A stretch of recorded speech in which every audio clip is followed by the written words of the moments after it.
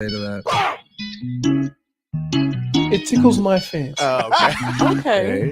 Goosies. I don't have hair. Oof. You got Marcos. That's not. No, that's not. Wait. Yeah, That's true. You do got me. get over here, Marcos. Let me look at you. They don't want it. Tobin and Leroy, ready to deploy. Had to hit it with a little journalism, but that was a decoy. Better have about me, boy. Okay, Leroy and Tobin, hold to the show, man.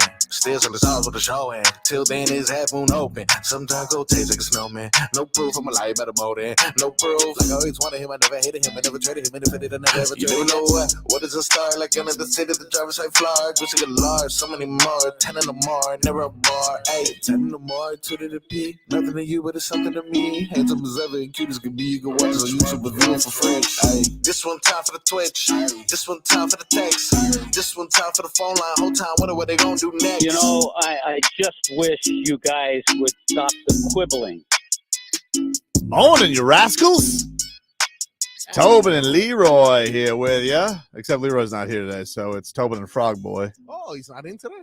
Nah, he's not. He's not in today. Oh, Not. Is it? Were you unaware of that? I was unaware. Yes. I thought I should something probably about share him more doing things it. with you. You guys are your little secrets. You know, you guys got little secrets going on. I don't mean to do that. I mean, I felt, he basically, here's why, because he basically spends every break with you. That's true. He goes to your studio Yep. on that side of the glass. I just assume that We share over the information. span of conversation, because damn, our commercials are about as long as our segments. Yep. I would just assume that it would come across, oh yeah, not in tomorrow. No, we usually talk about crazy things that happen on the break. Like what? But I don't know. He'll Like come me in. wearing a sports bra? Yeah, we'll talk about how uncomfortable that makes us feel. It did make it was uncomfortable. Oh, I made its rounds on Twitter though, did it? Or on X. Oh, dude. Look at that. Made its rounds on Twitter. Look at that.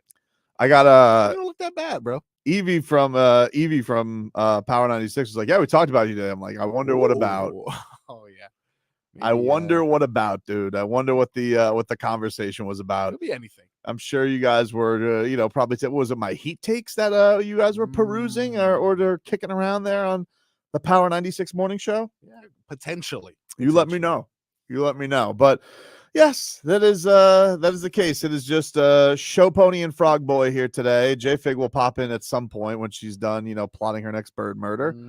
And we got lots to get to here on the program. So let's get to it. Let's get to some headlines brought to you by the new Palmetto Ford Truck Super Center. Why buy a truck at a car store? Palmetto Ford. We know trucks. It's a takes hump day too, by the way. So if you have takes, 305-567-0560, 305-567-0560. I will open up the phone lines here today, so you guys can partake in.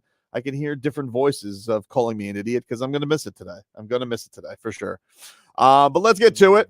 The breaking news in the NFL. Whoa. Josh McDaniels and Dave Ziegler, who I didn't know was the general manager of the Raiders, they have both been fired by Mark Davis. Yeah. So the Raiders once again in flux as now even the son Davis, he likes to fire people just like his daddy did. That's fair though. It's a fair firing. It's a fair firing. It is a fair firing. I agree with that. You come in here, you've had a couple of years. Jimmy Garoppolo, that was your big saving grace. Didn't work out for Derek Carr, who was kind of a beloved Raider. Yep. And now this is 2 stints. Now, the interesting thing is how fast, because Bill O'Brien's going to get fired this year after the Patriots. How fast before he goes back and nurses from the bosom that is Bill Belichick. Wow. Would that be his third term over there or second? I think it's third.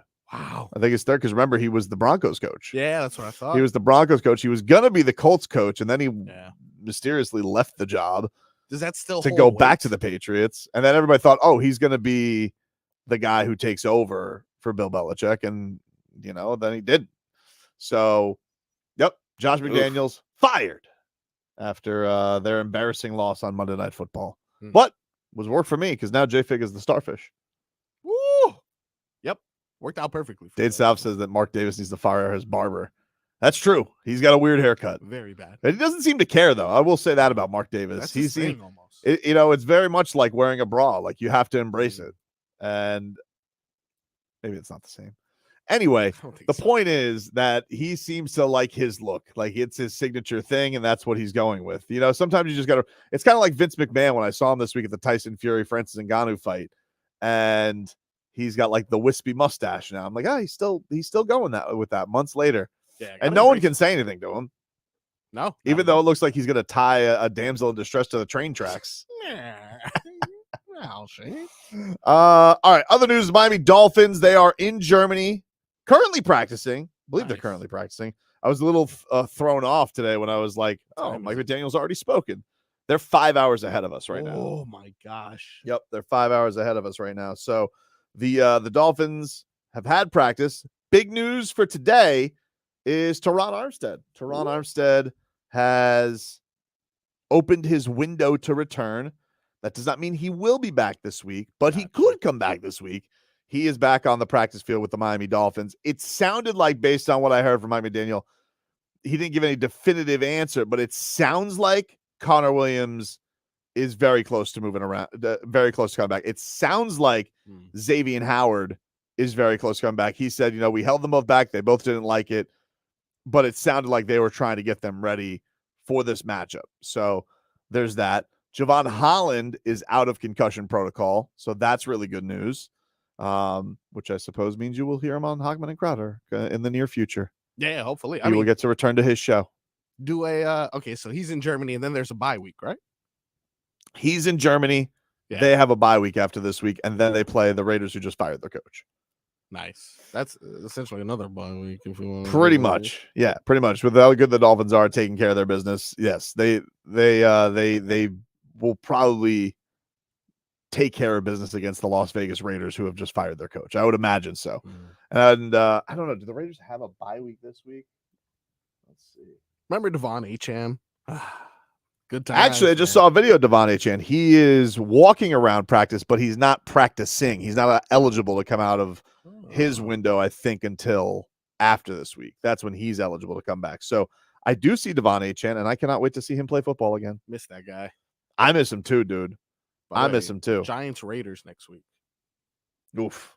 Yeah, it's not a good game. That's a bad game. That is not That's a good game. Bad football. Then they got the Jets after that. It does not get better, to be honest. Yeah. That whole New Jersey area, not doing well in the football department. Yeah, you fired your coach, and you don't have a bye week for another month. That's tough. That is tough. Listen, best of luck to the Raiders. Firing your coach. I think that you think that Devontae Adams just went to Mark Davis and was like, you got to fire this guy. Yeah, I mean, look, you want to make the best player on your team happy. And I'm not sure if that's like an end-all, be-all, but it's a start. Yeah. I mean, look, some guys just they're not made out for, like, and with Josh McDaniels, he's a fake guru. We see what a real guru is like. We have one down here. We see what that's like every day with Mike McDaniel. That's a real guru, great relationships. Although I feel bad for him because I was listening to his press conference before the show today, and I'm like, it sounds like he's not enjoying Germany at all. He's he's like staying in his room and he's just watching film because he's a film junkie. They don't seem like fun people over there. Germans? Yeah. Really? Is that what they're called? Germans? I thought you said Germanins. I may have said Germanins. Yeah, I don't know. Maybe, he's, first of all, like you said, he's a film junkie, dude. Yeah.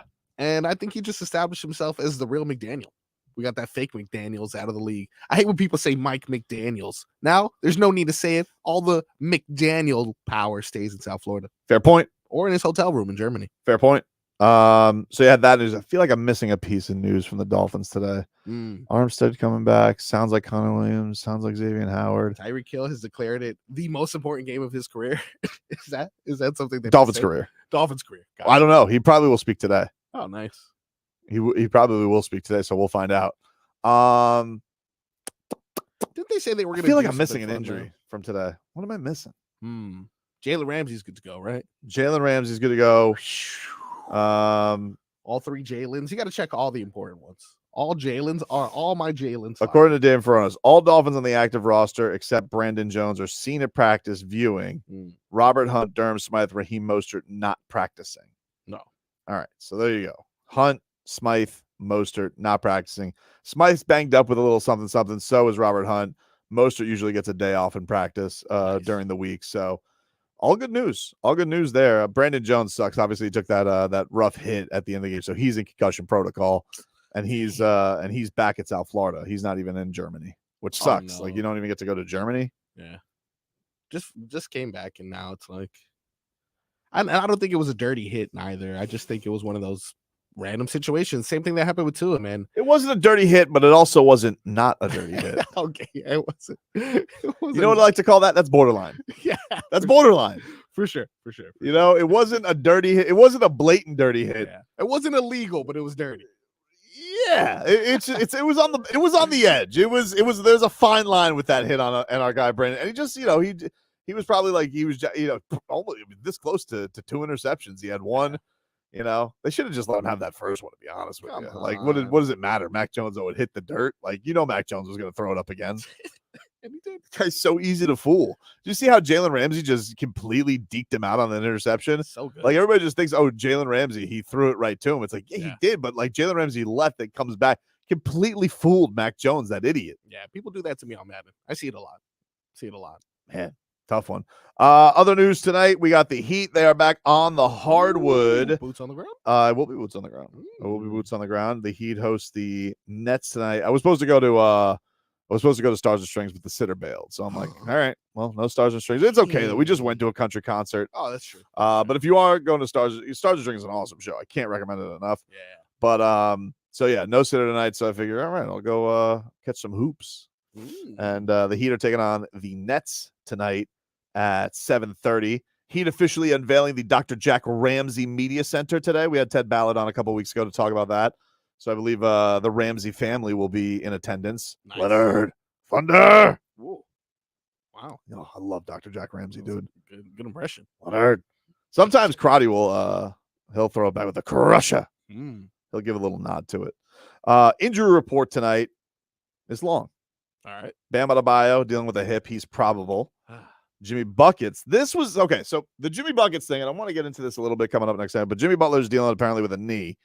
That's not great. He's questionable. Haywood Highsmith also dealing with a knee injury. He has yet to make his debut this year. He's questionable. Caleb Martin is out. He's still dealing with some knee pain. Josh Richardson, Duncan Robinson, Kevin Love, all dealing with bumps and bruises, but they are all available for tonight. So there you go. That is your headlines, which are brought to you by the new Palmetto Ford Truck Supercenter. Why buy your truck at a car store? Palmetto Ford. We know trucks. Take a quick break. And yeah, there was an interesting piece of Heat news that came out. And Jimmy Butler being banged up. That makes you a little squeamish, of course. We'll take a break back after this.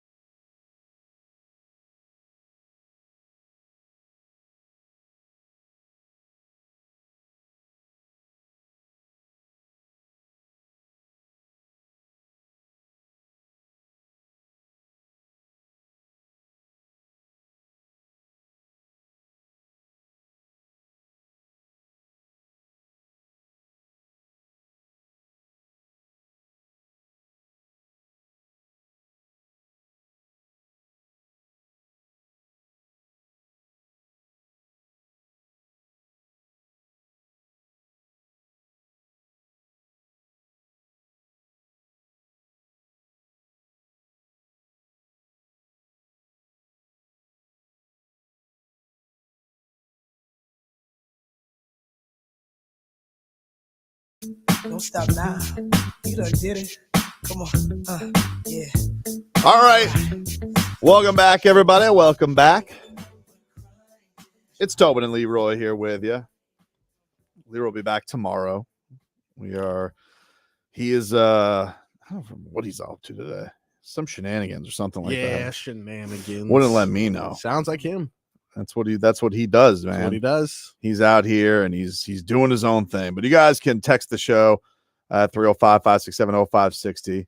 I won't answer them because I haven't looked at the text in like a good 2 years. But you can do it that way. You can also call us at that number. I will pick up your calls. 305-567-0560. It's just more direct. You know, I already have a lot of texts that come in via Twitch and YouTube. Yep. And, you know, they're just the better. So I've gone with that as being my method. Yeah. If you are a texter and you have something that really important to say, just call me, dude. It's the same number. Like, you know, try and make the effort and, you know, make it a little bit personal if you don't mind.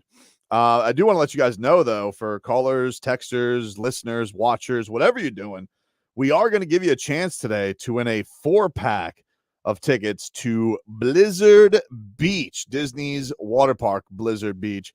So before the end of today's show, we've been giving that away every day this week, and we will give away another 4-pack today.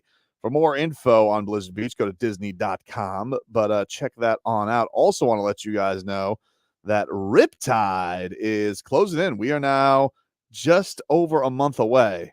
It'll be exactly a month tomorrow. It's around the corner. From Riptide Music Festival on Fort Lauderdale Beach, December 2nd and 3rd. Single-day general admission tickets are on sale for $79. 2-day general admission tickets are $109. You guys could also buy VIP tickets. Just go to riptidemusicfestival.com for more details and purchase tickets. Act now because prices are going to go up. You got a great lineup: Black Keys, Jelly Roll, Bleachers, Young the Giant, Dirty Heads, Sublime with Rome, and more. Just log on to riptidemusicfestival.com. Riptide on Fort Lauderdale Beach is powered by Ford and sponsored by Visit Lauderdale.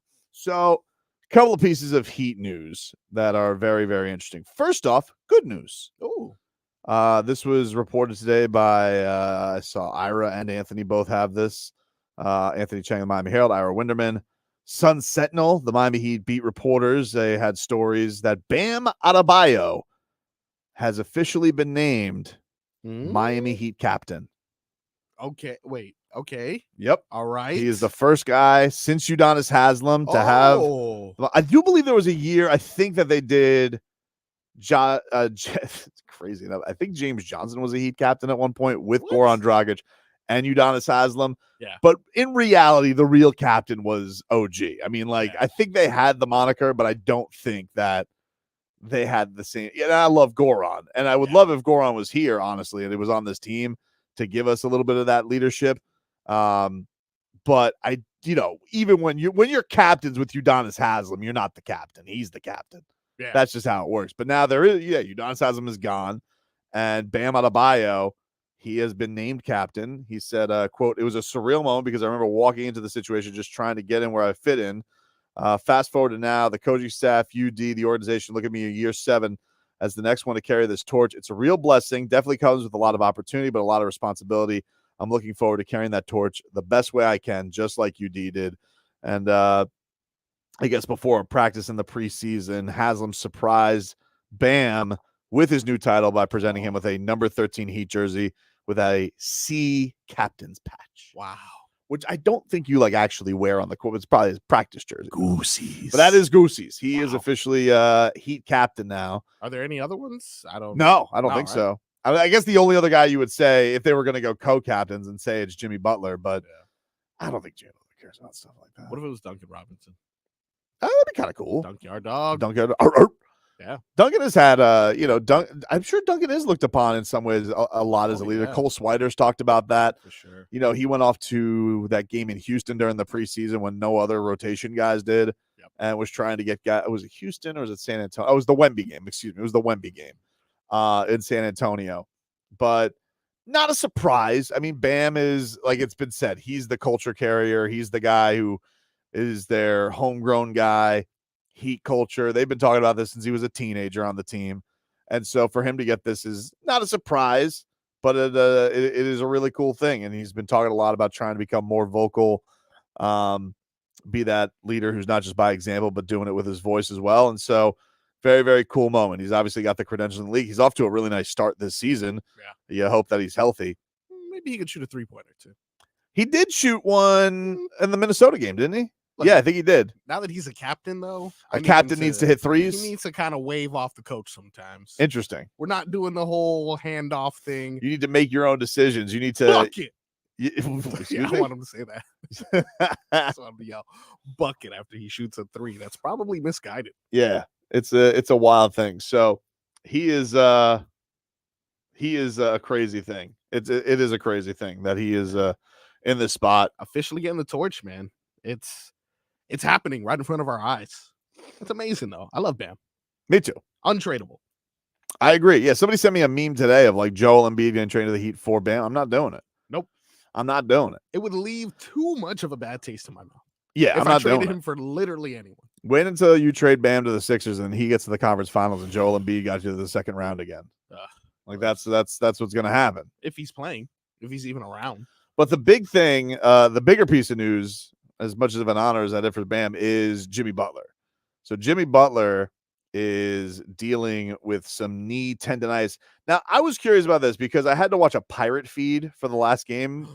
Now, Bally, I won't need you tonight, but it would be nice. I don't know if you guys have been able to fix your app and get that going, but let me know. Let old Tobes know. Shoot me a message if that's good to go or not. But the news yesterday is that Jimmy Buckets is apparently dealing with some knee tendonitis, which I think makes a lot of sense because did they show this on the Heat broadcast the other night, Marcos? You let me know if you were watching, but there was a point during the fourth quarter where the Heat were kind of mounting their comeback and they go to Jimmy and they were like, oh, Jimmy's going to come back in. But Jimmy had some either something pack or ice pack or heat pack on his knee, and he was rubbing it. Yep. And I gotta say, man, he just doesn't look like he's had that lift, that burst. It does look like people are calling it coasting. I don't know. I just don't think Jimmy Butler has physically looked all the way right. Go to his first game against Detroit, he had all these misses right at the rim. Now, to his credit, he's so tough. He's determined. He got 8 offensive rebounds. He put probably half of them back for buckets, but just doesn't look like he's had that quite physical confidence in himself yet. So him dealing with some knee pain is not surprising. And typically when Jimmy Butler is dealing with something and it's not the regular season, he's going to miss time. They usually like to get Jimmy Butler back all the way, whether it's an ankle, whether it's a knee, whether it's a back, a tailbone, whatever. They typically. When did this happen? Is this lingering from last year? I don't know, but I'm telling you, missed an entire. I'm just saying based on how he's looked. Yeah, I don't know if he's been right all year. I don't know. I'm not, dude. He's not playing. He's an efficient player. He's not playing like himself right now. And if you watch him when he gets into the paint, he just doesn't look like he can get any lift on this stuff. And yeah, these are the concerns when a guy makes the money that Jimmy does and is at the age that he's at, but also this is why you're careful with him in the regular season. I don't think he quite gets the mantra of the other guys that do a Kawhi Leonard or an Anthony Davis. Cause I think Jimmy does play balls to the wall when he plays. A lot of those guys I think are looked upon as real porcelain. They'll get little knick-knack injuries and then a knick-knack injury turns into they're out for the year. Jimmy just will always have a lot of this stuff drum up. It's just unfortunate. It seems like it's kind of hit him right here at the beginning and has hit a lot of I don't know what the hell went on at FAU. What happened? What happened Jesus, what happened at the Owls facility where everybody has been banged up outside of Tyler Hero and Duncan Robinson? Yeah. Everybody else has been dealing with something and we're 4 games into the season. I don't really understand this. This is crazy. So if you told me Jimmy Butler was going to sit out a couple of games because he's dealing with if you told me he's going to miss today and he's going to miss the Wizards game on Friday so they can have him for this big time match because everybody made this big deal about him resting the other night, second night of a back-to-back, which don't you all feel like jerks right now? Is that going to be the case where they're going to try and get him ready for this, big matchup coming up on Monday, obviously highly publicized against the Lakers? I don't know, but I I definitely, when I saw him like that on the bench, I'm like, he's rubbing his leg. He's got something on his leg.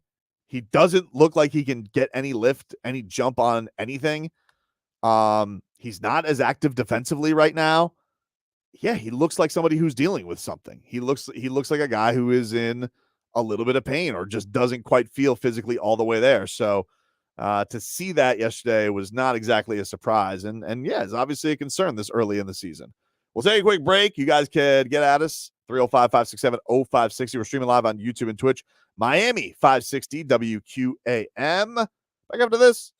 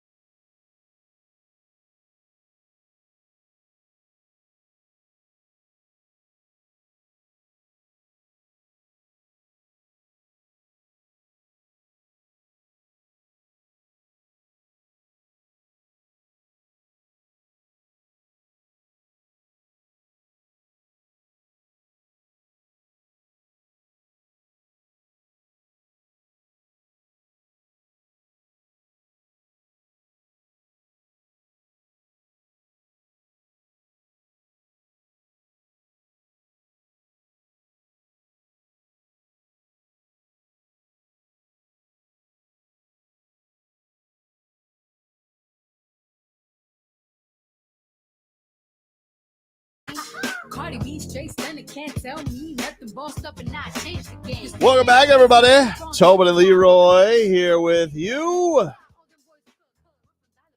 We'll be back tomorrow.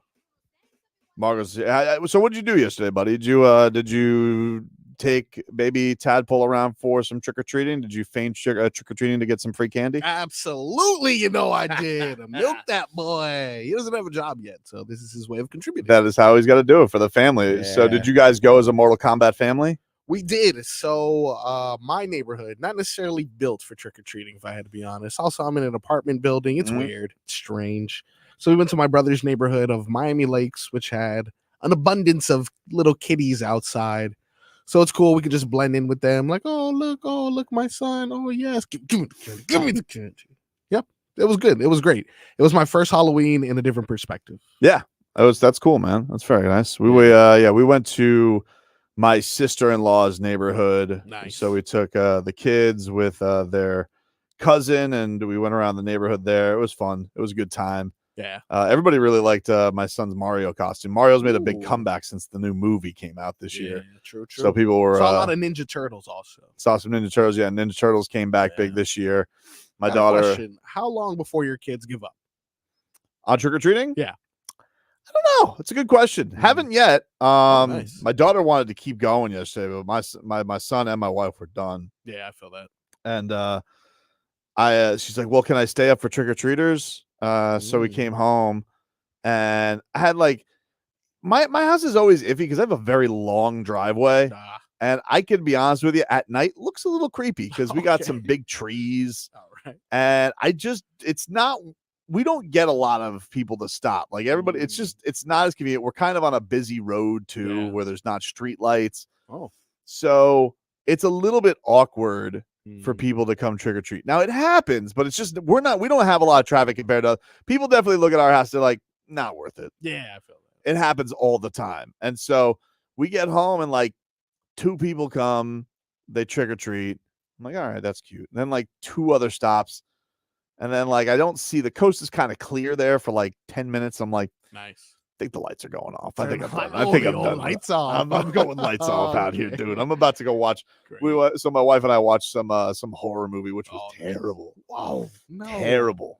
I don't even understand what the hell I watched. To be honest, I don't know if anybody see it. It's not a new movie. Oh, okay. We just we threw up the Peacock app, and I was like, oh, Halloween movies. What do we got? And it was like The Honeymoon, and it's like they go on the honeymoon and things happen. I was like, all right, let's see it. Let's see how it goes. And it like kept you intrigued for like the good 10 minutes. And this thing just had no idea where it was going. I actually thought at one point that she got taken over by zombie frogs. Whoa. But that wasn't the case because there was a lot of slime. It was in a swamp. Spoiler alert, if you haven't seen The Honeymoon, it's 10 years old. Okay, great. But like she gets basically taken over by aliens, I think, at the end. I don't really understand what happened there. Huh. You know, at one point she's like stabbing herself. She's bleeding all over the place. I'm like, this is creepy, but weird. I don't understand what happened here. That's fair. So how much candy did you eat last night? Quite a bit. I'll say half of the bucket. Like, the pumpkin, the orange standard. Yeah, about half of that bad boy. Did you bring your own, or did you just give baby Tadpole one, and that was your like, I'm going to limit it to this one pumpkin bucket? Or did you fill the pumpkin bucket, put it all in a pillowcase, and then start over like you hadn't trick-or-treated yet? That was my fiance's plan. But I said, no, let's be classy. We'll only do one bucket. But what's one thing did you see this in the neighborhood you were at? I've been seeing a lot of adult-friendly in that they'll have candy for the kids. Yeah. Alcohol for the adults. This happens in my neighborhood for sure. This happens, we didn't do it in my neighborhood this year. We did it in my sister-in-law's. But there's one house right on the others on my block. Yeah, it's technically on my block, even though we're facing the other way. And they do it right. Like they have pizza. Ooh, they got beer. They got drinks. They got candy. They got like a barbecue going. It's the house to stop at. I'm disappointed that I wasn't able to stop at. There was one person who did it, and they actually did a really cute thing. It was like alcoholic blood bags. Whoa. So they looked like little bags of blood, but they were like rum slushies, I think. Nice. But the problem was Oh. the kids, especially my baby niece, she thought, hey, that's ice cream. Because everything cold that's No. frozen is ice cream. Yeah. She wanted it. And it did, that didn't go great. So Yeah.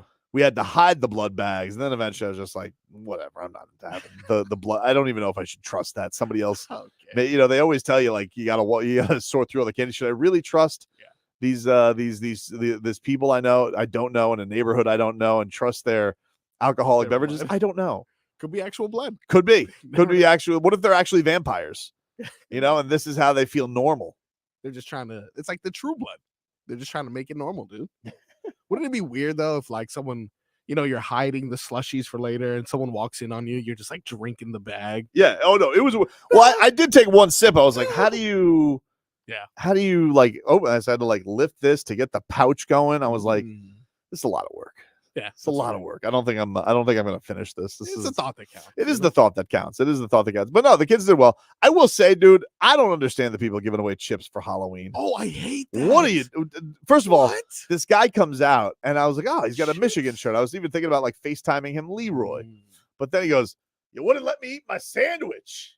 I'm like, dude, it's 6:30. All right. I know it's not dark, Yeah. but it's trick-or-treating time. You're on the clock, okay? That's the time. 6:30 is the time. It's time to go. Yeah. And this guy brings out, he didn't have candy. Okay. You know what he had? The Pringles snack packs. Okay. I'm like, dude. what is this? This is the laziest Halloween. You definitely just found this in your This is pantry. from your closet, sir. It was nothing but sour cream and onion, which are the least, but the Pringles nobody wants to have. You don't like those. I know you don't like I don't those. like those. And and then he wanted to go back to eating his sandwich, and he sees like the whole lot of people coming. He goes, let me just get done with all of you. Okay. Like, all right, you Halloween Grinch. He's This like, being said, I kept my lights on for 2 seconds. look at that. But I gave away candy at least to the That's 4 good. people that came to my door. Well, here's a question. What kind of candy did you give away? Peanut butter cups, Okay. Kit solid. Kats. Oh, yeah, we're good. We're good. Yeah, that's good. the That's solid. staples.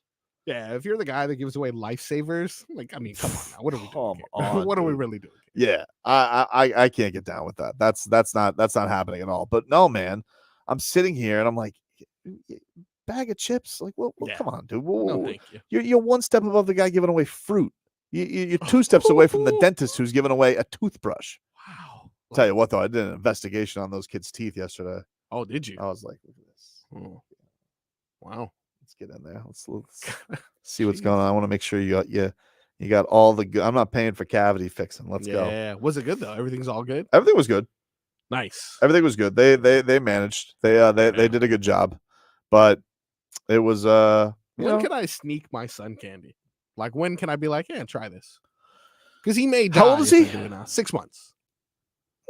in the 9-month region, I would say give him a little lick of a lollipop. Yeah. Like, oh, what do you think of this? What do Yeah. you think of this? Yeah, I think that's okay. Like a little Well, airhead. What yeah, about that? usually like the big thing is like on the first birthday, you get them like their own little smash cake. Oh yeah. That's kind of like go time usually when it comes to sugar. Mm. You give them a little. You get them a birthday cake for all the guests because the kid doesn't know it's having a party, Yeah, for sure. and everybody's there. You have the beautiful cake, but then they get a little smash cake that they can go khabib on, Oh. and they can go Smash. crazy. Smish dessert, delicious. Great, man. Yeah, yesterday's first Halloween. I'm looking forward to all the first holidays coming up. It's really First good. Christmas coming up. First Christmas coming up. Thanksgiving, we're not doing anything crazy. He doesn't really get to eat. Maybe we'll bust open a new can of something. I don't know. Try some cranberry sauce. Oh, gross. I don't even want that.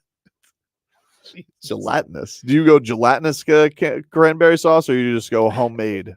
Unfortunately, yeah. Anyway, I'm gonna go gelatin. I need to see the lines of the can Oh, on you the have can, to. please. If we're gonna do it, do it. Might as well. I'm not gonna go half-assed on the cranberry sauce, Yeah. dude. I don't need it homemade from scratch, dude. No. I want it to look like it could be paste. It's pretty good. That's the good stuff. JFix says, no trick-or-treaters. Whole block has been empty. It's been like that for years. Used to be packed. Everybody grew up. Wow, Or- that's sad, right? Or Oh. that's the birder's house. That's scary. They walk by. Legend has it that she kills parrots. If you listen and you hear in the distance, you can hear the cries of Washington the macaw. Wow. She killed me. Kids are like, oh, what's that? If you listen even more carefully, you could hear the frantic feathers flailing. That house you skipped for sure, dude. Yeah, you skipped the murderer's house. You know, The whole block now. The whole block is kind of just has this dark, ominous, and then just in the distance. Boring story time. JJ's the murderer. No, but look, overall, I knew that I got to a certain point in my career of trick or treating when my facial hair started to come in, and people were like, "Aren't you a little old to trick or treat?" And I was like, "All right, well, just got to wait 10 years and have a son." So, really, one of the top 3 reasons I had a child was yesterday, and that's to re-celebrate Halloween. Already giving my dividends. Dade South says I wouldn't have given Marcos candy. I know he's using baby tadpole as a scam. Damn, a couple people called me out on it. I'm not gonna lie to you. Did they really? Yeah, like, how old is he? This is for him? And I'm like, shut up, give me this. What do you think, dude? What do you think? Yeah? He doesn't even know what a rated is, and he's dressed up as something that's like a 90s reference. It's definitely not for him. All right, we'll take a quick break. We're going to hear a little bit from Mike McDaniel as the Miami Dolphins are in Germany. The Dolphins head coach talking about this big-time matchup against the Kansas City Chiefs. It has been the talk of national discussion here as the Miami Dolphins, of course, looking for that signature win against a good team, and they have to do it over international grounds. We'll get to that coming up. Hour 2 is next.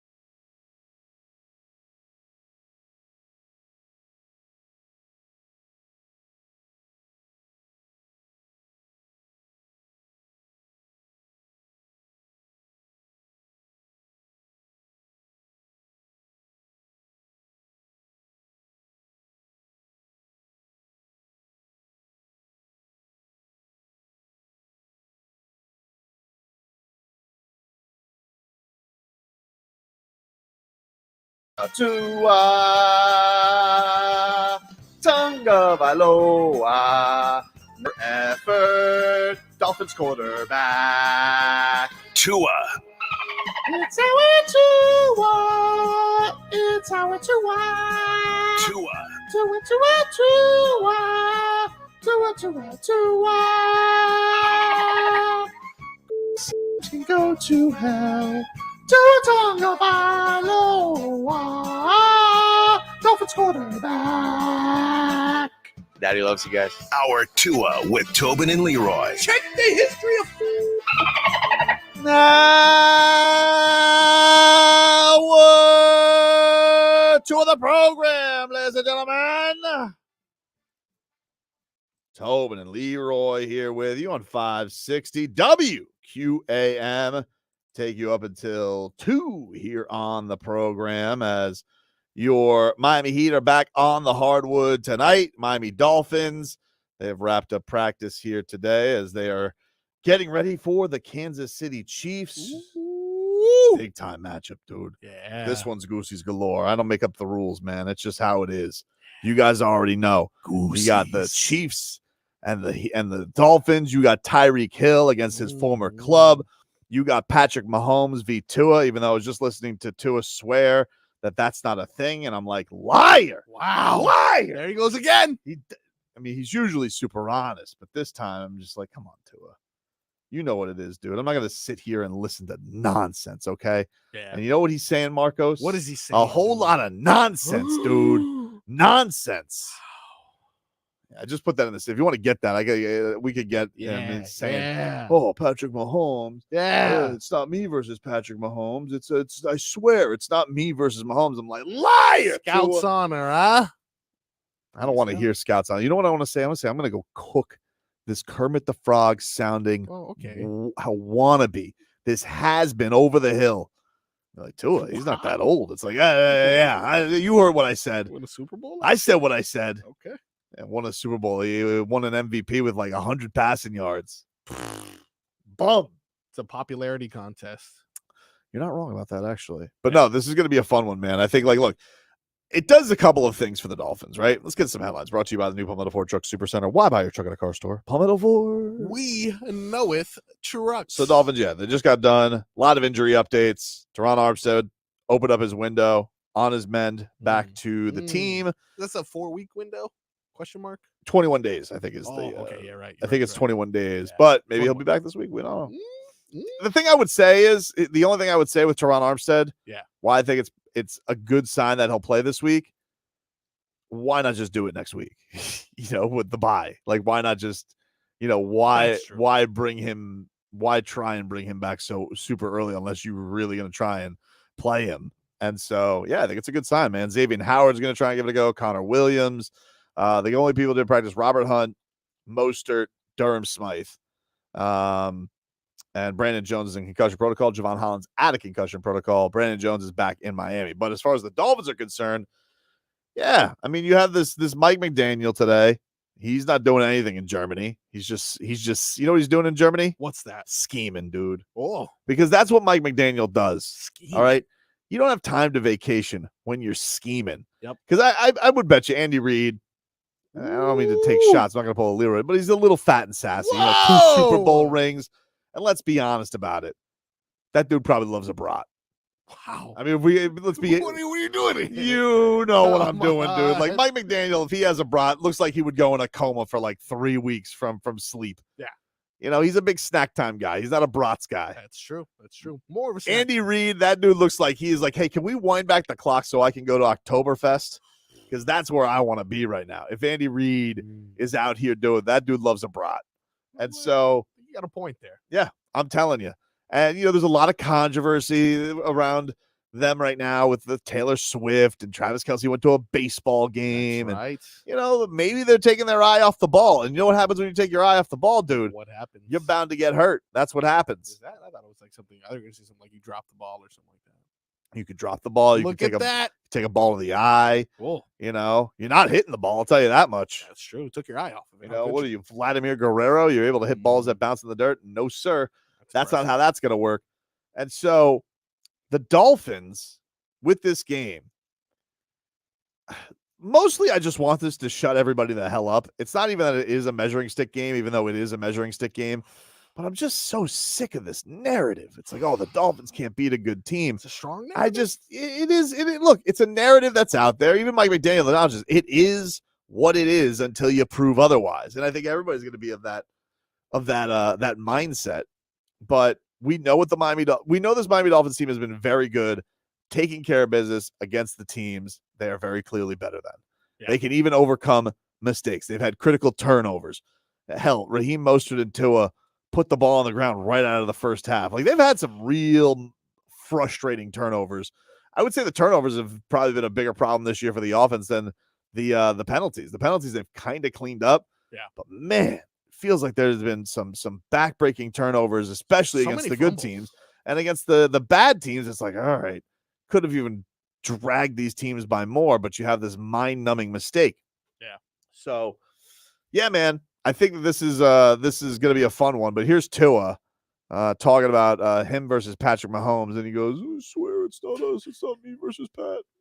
Yeah, it's never easy going against Pat, but I would say Pat would say the same. It's not me playing against Pat playing against me. It's our offense having to go against their defense, their offense having to go against our defense. So we prepare for their defense.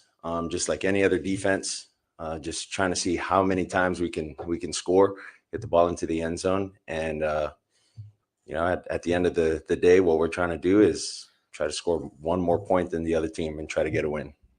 Man, real cute, Tua. Right. We know the truth.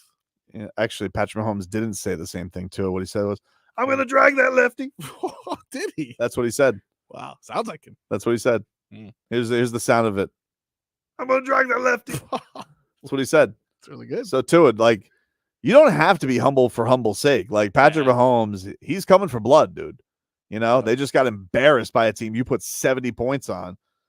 Don't sleep. Don't let Patrick Mahomes' nice guy act fool you, okay? Yep. He may sound like a cartoon character, okay? But he's no lovable character. No lovable character, dude. Can't trust it. Can't trust it. Dude. Here's a little bit more Tua on the Chiefs as a measuring stick. I mean, any opportunity for us to play a team that has been to the Super Bowl within the last couple of years or the last year and has won it, I think that's always a great challenge. And for our team to have this opportunity to go against, a Pat Mahomes team, it'll be fun and it'll give us a chance to see where we're at going into this bye week as a team.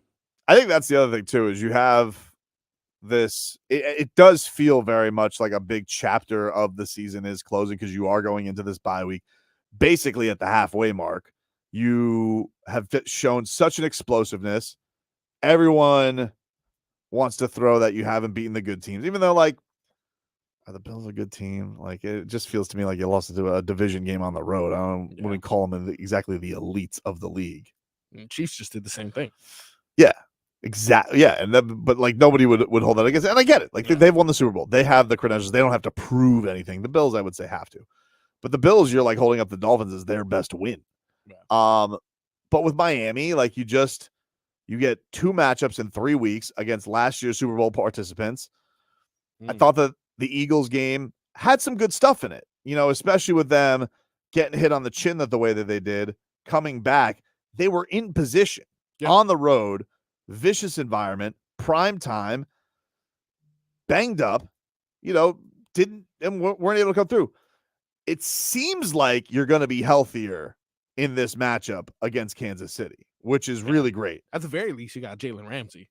At the very least, which I think single-handedly would have helped us in that Bills game, the way Cater Cole, who got burned.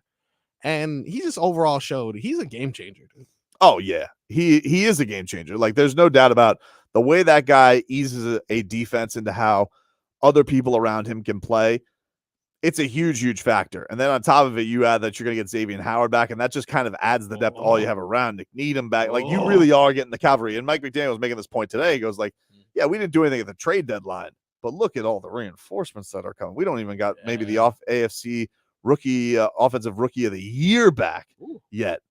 He didn't say that, but I'm just like, Yeah. I'm just adding to It's a good what point. he's It's a good thinking. point. He's thinking it. For sure. He's thinking it. I was thinking that too, though. I'm glad he addressed it because I was like, you see all these moves happen, and they kind of maybe the Heat they give me PTSD where I'm like, we're not making any moves, but we win almost every offseason as a Dolphin fan. So They've made a ton of big trades, and it was a couple things that with that trade deadline. It was funny because yesterday I did this thing for Bleacher Report, and I lied. What? I lied, dude. We'll tell him Because here's what happened. They were like, "Ooh, could you speak to some Dolphin fans for a few minutes about this?" I was like, "Yeah, sure, I'll do a hit for you guys, whatever." And they're like, "Can you write as the headline why Miami lost the trade deadline?" And I was like, "Oh!" And then I was like, "Yeah, but they didn't." They're like, "Yeah, it just gets a lot of buzz going." I'm like, "All right."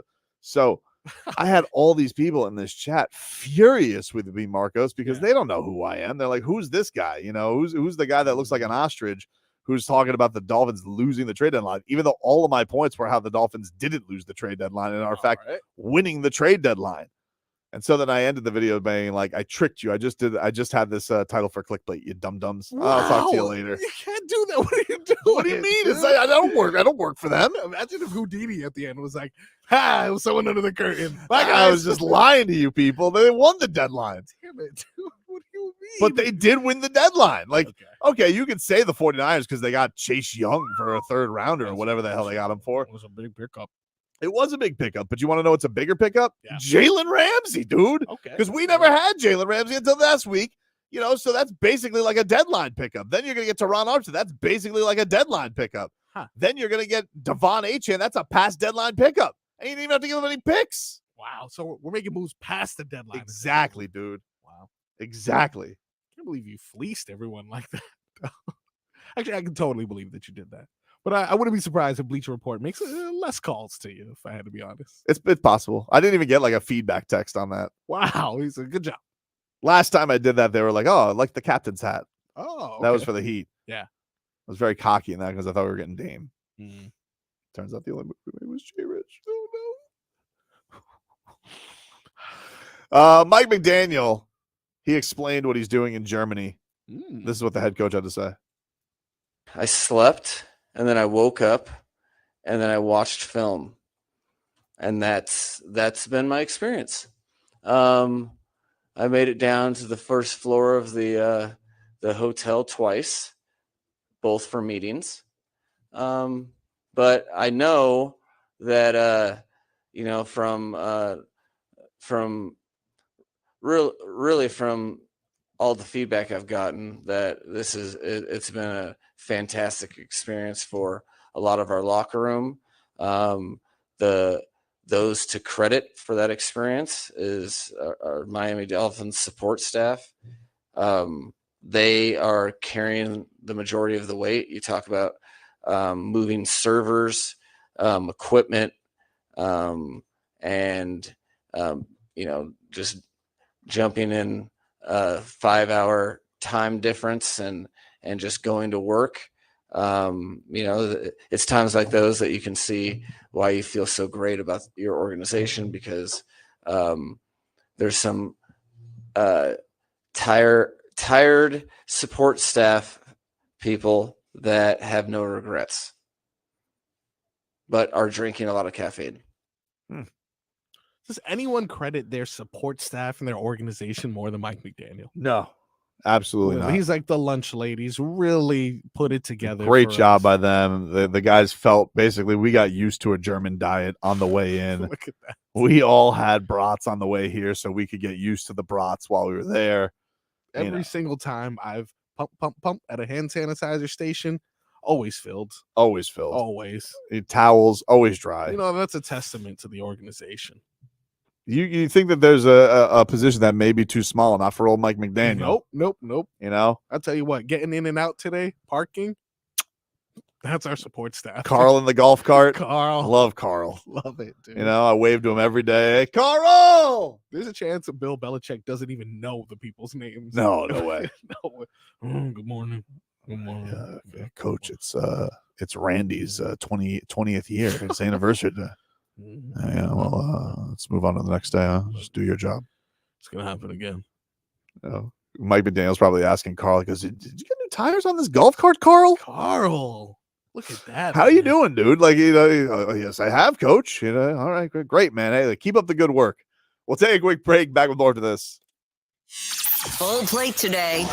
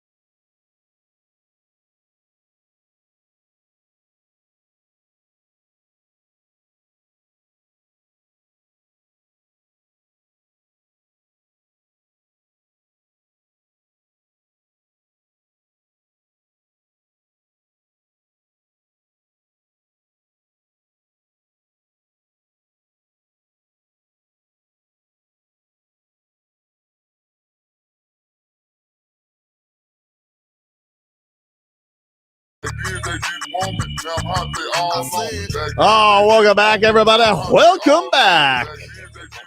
Tobin and Leroy here with you. I'll take you up till 2 o'clock. We're streaming live on YouTube and Twitch, Miami 560 WQAM. I like hearing the German media give to us some questions. Oh, What you think about taking on Frankfurt? okay. I can't tell if that's how they sound. That's how they sound, dude. Okay. Hush, hush, hush, hush, hush. No. That does not happen there, dude. Oh, God. You think they're in a lederhosen as they ask the questions? Yo, by the way, you guys said I was wrong. You What said do you mean? that. I said Tyreek needs to score a touchdown and drink out of a boot. And you said that was Australia. Yeah, No, they got something called Das Boot. they do it. Well, that's a glass. That's a glass boot, though? Yeah. I remember that from the movie Beer Fest. Oh, Is it Beer Fest or is that called Oktoberfest? nah, I think it's Das Boot. Das Boot. What is like throwing to cheetah? I need to hear these people now. I need to find it. This is crazy. I have one. There's one in there that says it says, what's it like throwing to Tyreek and Jalen or something like that. Oh yeah. And I left the question in there because I love the guy's voice. I love accents. Yeah. You guys haven't if you guys haven't been able to tell, you have an accent. I'm a sucker for an accent. You know? This is our first time we're able to hear this. This is the first game in Germany, right? I don't know. That's a good question. I don't know. Is this the first game in Germany? I feel like it is, and I feel like they're getting a hell of a game. Remember the first game in like London? Wasn't it like the Dolphins, who were, I think, winless at the time or something like that, versus another horrible team, the Giants, I think, at that time. And I'll tell you what, they're getting pinnacle, top of the top football. It's almost as if like Real Madrid and Barcelona, their first game in America, like, check this out. It's a big drop off after that. After that, you get a lot of Jaguars. So enjoy that. Yeah, Germany. enjoy the best show ever, Germany. After this, it's going to be a whole lot of Raiders. Oh, no. Yeah, It's enjoy gonna that, be a dude. whole Enjoy. lot of Raiders. Jimmy Garoppolo's handsome, but he's not very good at football. So enjoy that. How long he's going to be there. Oh, man. That's a good question. I don't know. Can't be much longer. I think if you're Mark Davis in that hair, first of all, it probably makes you uncomfortable because of how handsome he is, you know, and you're Mark Davis. And second of all, you know, he's probably like, this is where we're going to go with. Like, I'd rather have Derek Carr than this guy. He sucks. Feel bad for Devontae Adams. That's essentially one of the main sticking points. That's got to suck for Devontae because Devontae Adams, you know, has the relationship with Derek Carr, right? Like, it was one of the big things that he was happy about getting traded there, at least from Aaron Rodgers. And now you're like, this Jimmy Garoppolo sucks. And that's why they fired their coach today. If you guys haven't heard, Josh McDaniels got let go by them. But do you have Tua being asked about Jalen and Tyreek? I tell you, I nailed this accent. This one is lucky to play with Tyreek and Jalen, and I'll be the judge of that. Hi, Tua. How is it for you to play with them super fast guys like Tyreek, like Jalen, like Raheem? Wow. It feels good. I think You didn't nail that. any quarterback around the league would marvel at being in the position that I'm in now, having those guys, you know, in the backfield with me. But they definitely help one another in getting each other open. You know, if one guy gets doubled, the other guy's open. If two guys get doubled, then you still have three guys running routes that could possibly get the ball. So, I mean, it's fun. Those guys make this offense fun. That wasn't close at all. What do you mean, dude? It wasn't even a little close. It sounded exactly like that. Let me hear yours again. What is it like playing with Jalen Waddle and Unts Cheetah? What's Oons? You can't just throw Oons in there. Hi, Tua. How is it for you to play with them super fast guys like Tyreek, like Jalen, like Raheem? I'll tell you what, though, I'm having trouble understanding. Like, I get what he's saying, but I'm like, what accent is that? I don't know. I'm telling you, it's German. This guy may not be German. Maybe he's not German. I don't know. How is it for you to See, It's like a little Australian in there. How is it for you? Like, I see it there, but then sometimes when he says super fast, I'm So like, maybe he doesn't sound German and I sound more German than that guy No, does. okay, no, Maybe no. I'm more German than that guy is, even though I'm not German at all. just because you throw Oons and Tyreek Hill. You can't- Dolphin Kane says the Dolphins are going to run the Das bootleg. Okay.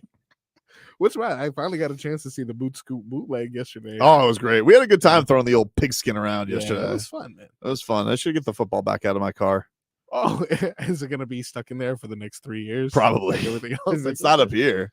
I think we're enjoying our mid-break catches. Yeah, We're having a it's great fun. time. Now that we have we could run drills on the other side now. Absolutely. On a day like today. Absolutely. Unts drill. That was not close. I gotta hear one more. Kenton says this. How is it for you to play with them super fast guys like Tyreek, like Jalen, like Raheem? He goes, some guy says it's South African, another says it sounds French. One guy says it sounds Russian. That's not Russian. That's not Russian. That's not That's not Russian. Doesn't sound like babushka. Russian would be like, he'd be like, hello to Oh, okay. Is that Christos? hello to what Oh, okay. what makes you go to uns cheetah and is your favorite player Angel von Ginkel? Oh yeah, they love some Von Ginks over there. Oots. What does that even mean? What does that even mean? Oots, German.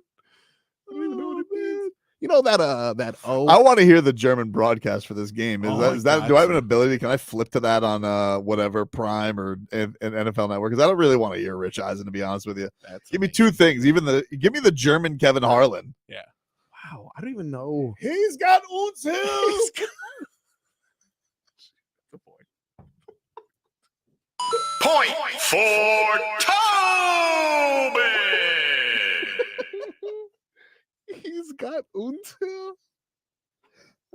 How do you say Hill? How do you say Hill in I'm just trying German? to find uns. I just don't even understand. What about that O that has 2 dots over it? How do you pronounce that? I don't know. Uns. Hugel. Hugel. How do you say that? I don't know. I can't find it. Hügel. What? Hügel. Hegel. Hugel. Hegel. Hugel. Hügel. Hügel. Hegel. He's got uns Hugel. Uns Hegel. What about cheetah? I wonder if they have I wonder if there's a word for cheetah in German. I feel like it'd be aggressive. Like, you know how Spanish calls are like usually, rhythmic and dramatic and passionate. This is cheetah in German. Gepard. Oh, I like that. that's good. Gepard. Oh. Gepard. Gepard. Gepard. He's got uns Gepard. Dude, I am so in for watching this German Wow, I broadcast. didn't realize how much I wanted to see this now. Das Gepard. Oh, that's. Indian Rasta says, "Where's Leroy when you need him?" He's playing uns golf. Yeah, he wouldn't have allowed this to go.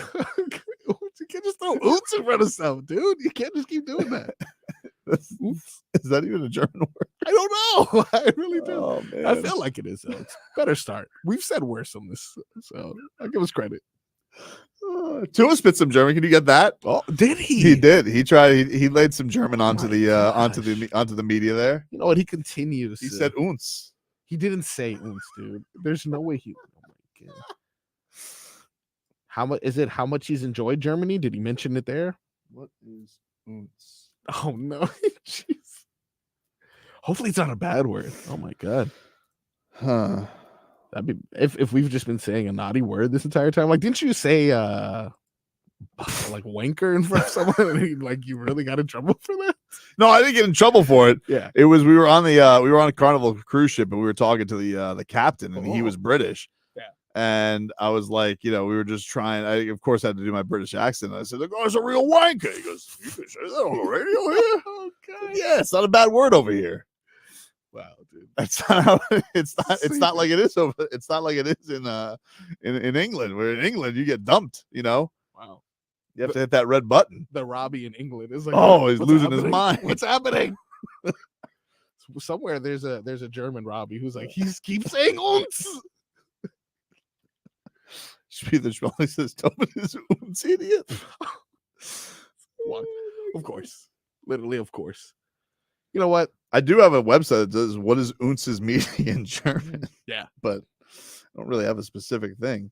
All right. Well, here's Tua speaking some German in the meantime. I had the massage lady. I was asking her for a couple of words, and so she gave me "How are you doing?" And so I think I can say that pretty good, but I don't think so. Yeah. Hallo, wie geht's dir? I think that's how you say it. It was good. Does it sound good? Perfect. Nice. Thanks. Nailed it. Pretty good. He nailed it. No ounce in there, huh? No ounce. Okay. Huh. Still no meaning on that? Not really. Okay. So maybe you can just throw it in there. I think it's kind of like a transitional word. I think that's what it's supposed to be. Or I'm just scared. Yeah, that's fair. Maybe it's like I don't know, you use it to buy time in a conversation. Like if someone says whatchamacallit, like, oh, it was whatchamacallit. It was Exactly. kind of be like that. The Unts cheetah. Gepard. Oh yeah, that's right. One more time.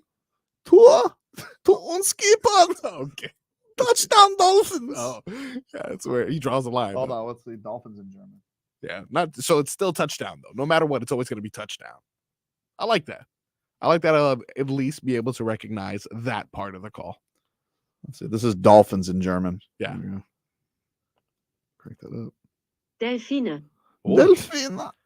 Delfina. I like that. Delfine. Touchdown, Delfina! Uns Delfina. No, you just keep throwing oons, dude. You can't just keep throwing that everywhere, man. Back after this. WQAM broadcasting live from the Ed Moore Sawgrass Auto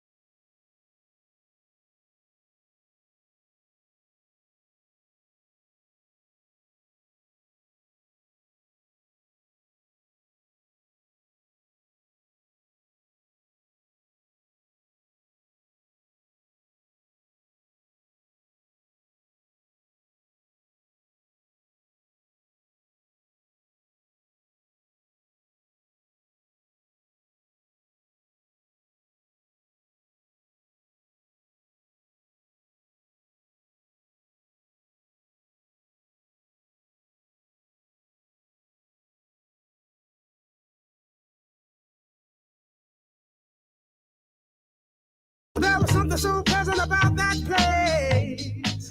Even your emotions have an echo in so much space. And when you're out there without care, yeah, I was out of touch. But it wasn't because I didn't know enough. Welcome back, everybody. Next hour, we're going to give away that 4-pack of tickets to Blizzard Beach. So if you guys would like to go to Blizzard Beach, go down their water slides, see the thrills, we will give you a chance to win those. Been there before? I have never been to Blizzard. I've never been to Blizzard Beach, and I've never been to Typhoon Lagoon. I've never been to a Disney water park before. I would like to. They have two? Yeah, Typhoon Lagoon was the OG. Yeah, I kind of. And then Blizzard Beach open. It's probably been open for like 20 years now, but it was like that. Remember when it did open? That was like a big thing. Oh, they're winter themed. Wow. Water park. But no, I did go to Rapids recently. I went to Rapids over the summer. Oh, you rode the Rapids? You had some fun? I did. I rode the Rapids for everyone. Nice. And I was actually I was walking by some Suds bubbles because they did like a bubble party. Oh. And I heard a that's great. Tremendous. Yeah, no, actually Barney and Sales hooked it up. He gave us a 4-pack of tickets, brought the whole family there. Did you hurt your body? I'm gonna be honest with you, dude. Yeah. I had a great time. I had a blast. All the rides were fun. I did one ride that my son really wanted to do. It was the one that does like a drain. Oh, and I nearly got spiked on my head. I came really. Like, I landed. I was able to do like a little Tua like maneuver, like my own little jujitsu under the water. Yeah. But my thoughts were, man, I was really close to like spiking on my head there. It was really close. But I had a blast. Yeah. I had a blast. It was a great time. It was a great time. It was super hot, so it was like a perfect day to go out there. And yeah, you said it was during the summer? Yeah. It was the hottest summer ever. So, dude, yeah. It was but it was a really, really great time. It was a really fun time. And the Rapids is fun. And I hadn't been there since like they added all these rides either. Like I haven't been there in over a decade. Yeah, I'd never seen like all the new stuff they have, all the new, and I don't even know how new is anymore. But I'm talking like the last time I went to Rapids before this summer was I think before I had kids, so that's at least 12 years. Yeah, I feel like I'm somewhere on the same vibe. I remember being younger. The reason why I asked you if you got injured is not only because Ryan Fitzpatrick, obviously. I just want to prove how brittle he is. Yes. But also because my most recent memory, I must have been, I don't know, anywhere between 10 to 13, going to Rapids with my parents who were a little bit older when they had me. And I remember them feeling as if they got into a heavyweight fight by the time it was done. I'm not going to lie. I felt a little bit like that afterward. I was like, man, this was a lot of, between, climbing the stairs and, nearly getting spiked on my head. Yeah. But I had fun. Like it's, when you go on a fun ride, it's fun seeing your kids scared too. Sometimes like we went into like the tunnel with like one of those group rafts. That was a good time. So it was fun. I enjoyed it. When people sneak behind me, it always makes me scared. All right, man. Let's get to a little mixed bag. Yeah. Yeah.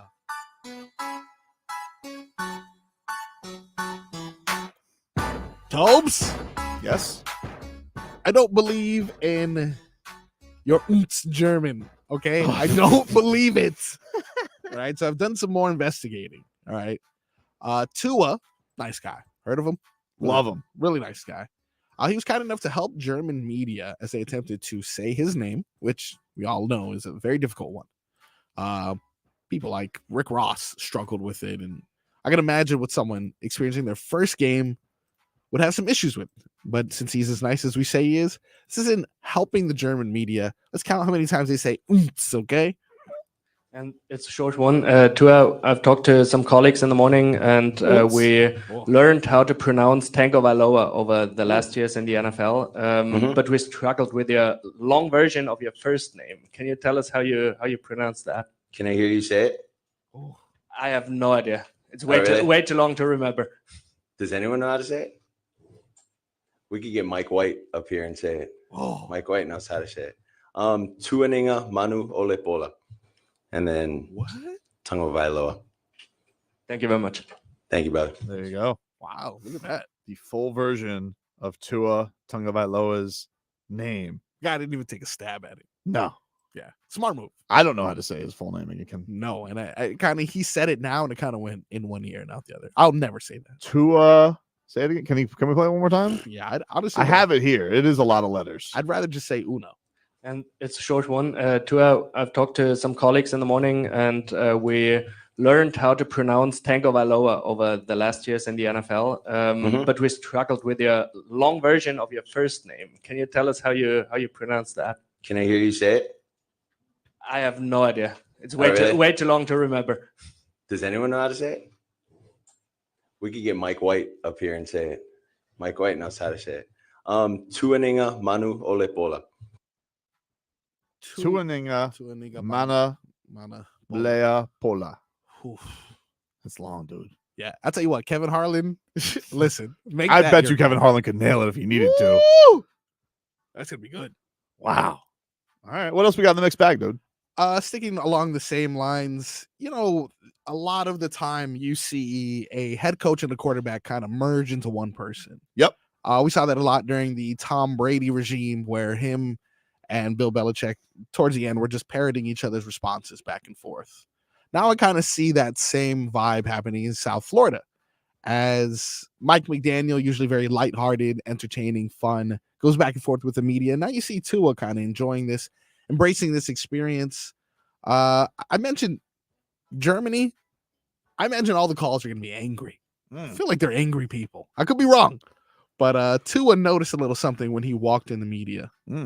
And it's a short one. Tua, not that. That's his long name. Yeah. This is what he noticed. All right, here we go. I like to see smiles. A lot of people aren't smiling. It's weird. Nice. There we go. Look at that, dude. This guy. You just want some happy vibes around him, dude. Stop being grumps around Tua. No one's going to smile. I like smiles. You guys are being too angry. I agree with him. That's great, though. That shows you a player who's enjoying the moment. Something that would have never happened in the previous regime. No, definitely not. Definitely not. But it's great to hear that he is in a great place, and he wants to see some damn smile around Tua. If I see Tua, I'm going to smile. Man. What else we got in the mixed bag? We just mentioned this guy, Tom Brady. Hate him. He apparently is conspiring against the Dolphins, as he always does, this time in the form of advice, as he gives advice to the Buffalo Bills quarterback on what he needs to do more, which is slide, apparently. I think sometimes he gets used and he wants to run it because he knows he can gain yards. There's a lot of confidence in it. But the only problem is, from my standpoint, you're putting yourself in harm's way. And when you put yourself in harm's way, it doesn't take much for someone to land on you, to set you back. And I would love to see Josh save those for very special moments and special occasions to run the ball, rather than to run the ball 6 minutes into the game on a 2nd and 6, and not that he shouldn't run, but when he does run, slide and make sure no one hits you, because I don't want to see him ever, get hurt. And I want to see him out there playing every week because he's such a stud. I want to see him play another, 10 to 12 years and really see how he can maximize potential, because he loves the sport. All right. You want to know something, Tom? He's a lot faster than you, dude. And you know what? The slow don't like the fast being fast. Let's be real about it. That's so true. It is true. It's the story of my life. The slow don't like the fast being fast. Man. And so he's jealous. And he goes, how can I make him slower? Yeah. Oh, I'll make him slide like a nerd. Now, look, Josh Allen's given some voice to this too. It kind of was one of the things that set us made us a little sketchy on them coming into the season, because you're like, what do you mean you're not going to play? You've been playing like a football player, not a quarterback. Like, you're going to try and just be a quarterback? That seems like a recipe for disaster. You're Josh Allen. You're a moose. Yeah. Part of the thing that makes Josh Allen scary is he's a moose. He's hard to tackle and bring down. But I don't disagree that Tom Brady's right. Like, he probably is. That's eventually going to wear out. Yeah. So, but mostly he's just jealous because he's not that fast. I just feel it's convenient, I feel it's like Michael Jordan. Like, you should just make more buckets. Oh, yeah, dude, not everyone's the most accurate quarterback ever and dinks and dunks to 3'5" Julian Edelman all day, all right? Some of us are playmakers, like Tua. That's a playmaker. Yeah, but Josh Allen had a response to Tom Brady. Oh. And he said, mind your damn business. Oh, I don't think I got the cut here. I was like, whenever you see Mr. Brady, do whatever you say it to. It'd be like, kick rocks. You tried to steal my job. Yeah, get out of here. Washed. I'm not saying that he's wrong, but you could get hurt in the pocket just as much as you can outside the pocket. That's the only caveat that I have for that. You got to go win a football game, and sometimes it calls upon me doing something, putting my body on the line for my teammates because of how much I do love my teammates and how much I see them working their tails off too. So I gotta give them everything that I have when I'm on the football field, and that's where the flip for me is so hard to turn off, is because I just care so much about winning football games that sometimes it does cost the risk to be a little bit higher than maybe even the reward. Yeah, sounds like to me, Josh Allen just said Tom Brady doesn't care about his teammates. Oh, look at I that. heard. I don't know what you guys just heard about that, but that's what I heard. Getting frosty. Wow. All right. Not friends. Not friends, apparently. Thought it'd go a different way. Anything else in the mixed bag, Marcos? No, sir. Oh, that is this mixed bag, everybody. Mixed bag. Okay, you can't just keep doing that, dude. You would agree I was pretty spot on once you heard the second. Yeah, German guy. the second guy. That guy was German. Yeah, that guy he was German for sure. He was enjoying asking Tua thing that people helping people. Look at that. Can I get Tua one more time? I do want to hear I want to see if I can get his name down by the end of the show. Do you have the pronunciation in front of you? I do, but I'm very scared because I know sometimes it's a short one. Tua, I've talked to some colleagues in the morning, and we learned how to pronounce Tagovailoa over the last years in the NFL, but we struggled with the long version of your first name. Can you tell us how you pronounce that? Can I hear you say it? I have no idea. It's way too long to remember. Does anyone know how to say it? We could get Mike White up here and say it. Mike White knows how to say it. Tuaninga Manu Olepola. And then Tagovailoa. Mawanea Olepola. Hola. I'm gonna need some more practice. I'll tell you what, you want to know what his middle name is? Oh my god. Raymond. Just so close. What is it? Donnie. What? Yeah. That's where they draw the line. Apparently Oh so. my god. Must have been a family friend. Wait, it literally must be. I don't know. Donnie Shula? Unless maybe that's his dad's name. I'm not positive. But No way, it has to be I think his mom is Diane. Donnie Mani Pananola. Anyway, love that to him, man. Can't wait for this game this week. It's gonna be fun. Bright and early for Game Day Uncensored this week, ladies and gentlemen. Wow, Bright is it? and early. What time? Please don't tell me. I gotta ask Glenn. I think we're actually only doing 3 hours, but I might be wrong about that. thank God. I think it's 6, but I'm not positive. Bro. Not positive. 5 a.m., dude. Look, I'm gonna have to be up at 4 either way, so it really doesn't matter to me. But I think it's 6 o'clock. 4? You're coming in? Yeah. Hey, man. I don't care what they say about you when you're not around. It's tough. Hard worker. This guy's tough. It's tough. Tough. That's tough. 2 things are tough. Yeah. Tobin's getting up at 4 a.m. Hurricanes football. That's tough. That's tough. That's tough. Get to a little cat talk, your headlines. Lots to get to coming on up, including more with this Dolphins and Chiefs monster matchup. Plus, do we have some riftiness happening with the Miami Heat? A little rifty, some drama people are got their antennae up about. Do we even care about this? Damn. That's also coming on up. Back after this.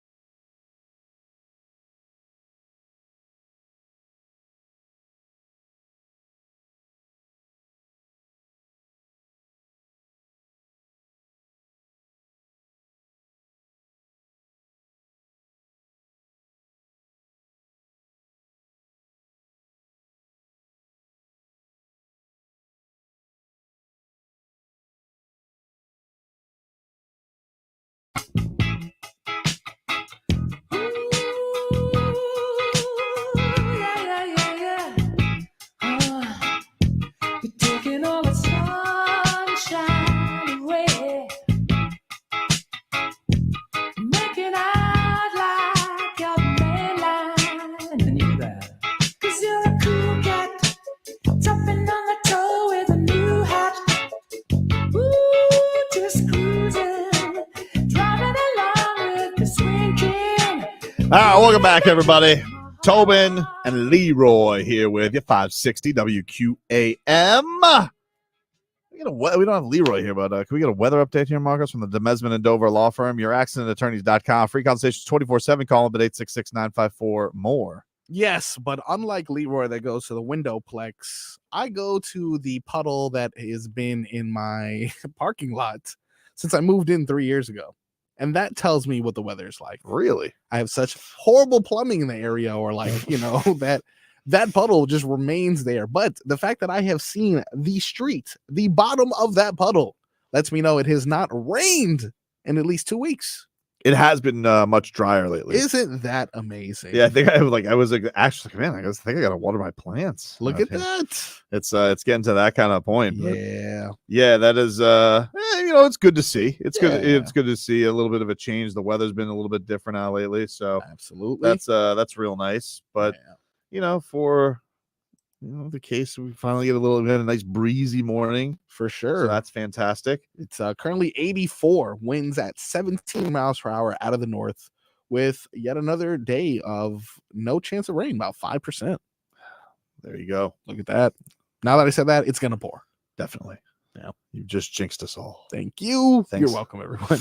Let's get to some cat talk here, brought to us by our friends over at Celsius. Oh, that was a good crack. That, my friends, that was a good crack. If you think that was a good crack. Oh! We just have a crack off? Wow, dude. That was good. You don't know what just hit you right there. Wow. Little ASMR. Hey, that was good. Wow. Did you shake it or something? I didn't do anything, dude. That's just, you know what that is? That's a vibe crack right there. What do you have? What flavor did you have? I didn't even see. You have the Oasis. I have the Oasis, actually. Oh, wow. Yes, the Way Oasis different. vibe. Way Yeah. different. Okay. Hold on. What's this guy got to say? Hey, 560, you're on the air. What's your name? Hello? Hey, how are you? Okay. Did you give out tickets yet to Blizzard Beach? Oh. Nope, not yet. Oh, I want to win so badly. That's fair. What are you watching in the background? Yeah, what's going on in the background? What do you got? Oh, I'm doing lesson plans for teaching. I'm a Look teacher. at you. Nice. Look at you. that. Look at you. All right. Well, what's your name? Laurie. Lori? See, I'm a teacher. I should get it because teachers can't afford. You know what, Lori? I agree. Give Lori the tickets to Lori's Blizzard got Beach. the ticket! I'm a sucker. Hey. I'm a sucker for teachers, Lori. My wife's a teacher. You know what? You're doing lesson plans on a teacher work day. Give Lori some tickets there for Blizzard Beach. All right, got it. Lori's going. I'll still give away a pair of tickets today. I'll still give away a pair of tickets randomly. But you want to know something? Yeah. I'm a sucker. Watch Lori be a gazillionaire. She just suckered Lori all of us. is rich. Hold on. Let's double check real quick. Yeah, sure. Lori, you're not lying to me, right? You're not like a gazillionaire. Lori. No, I'm not. All right. No. You still get the I tickets. am a teacher, a preschool teacher yet. That's Oh, even, my God. All right. we well, even make less money. Jeez. All right, Lori. Well, enjoy Blizzard Beach, okay? Marco's going to take care of you. Just stay on hold Okay, for me. thank you. Look at that. Yep. See what happens? Look at that. Sometimes you just got to ask. What a good guy. Yeah. Sometimes you just got to ask. Yeah. Could have been Bobo in the Bronx, but we took a chance, We took a chance. Let's hear a little bit from Alexander Barkov after the Panthers OT loss and see where they go from here. Sure. It's a good question. Like, I think our first period was outstanding, and I just gotta learn how to keep going and playing the same way, like when we started the right way. Like it's been happening whole season that we have like good periods and bad periods, but obviously it's early in the season. But we want to establish that game that we're playing like even 60 minutes as hard as possible, not just 20 minutes or 40 minutes. So I know they're a good team. They're first place. So if you give them chances, they're gonna score. Boston with the best PK right now. What they do tonight that made it so difficult for you guys in the man advantage? Well, I think we were not like quick enough. Obviously, we had some shots and some chances, but I don't think we moved the puck quick enough. We didn't shoot enough pucks, and obviously that 5-minute power play, we should have put more pucks to the net and should have created more chances. Last year, you learned the importance of every point. How important was it to like, get at least a point out of this game? Well, we wanted 2, but obviously like tough building to play, so we'll take 1, but of course we wanted 2, and we not happy with just 1. So. What did you think of McAvoy's hit on Ekman-Larsson? Well, I haven't really seen it that well. Like I just saw it quickly on the board, but obviously like refs make the call, and if it's 5 minutes, it's 5 minutes. So it was like dirty, and I don't know. I didn't see it that well. I can't really comment on that. You feel for Sam Bennett? We don't know what's going to happen with him, but going out in that first game. Well, I mean everyone was excited like about him coming back. He's such a big part of our culture here, and let's hope for the best that it's not a long term. And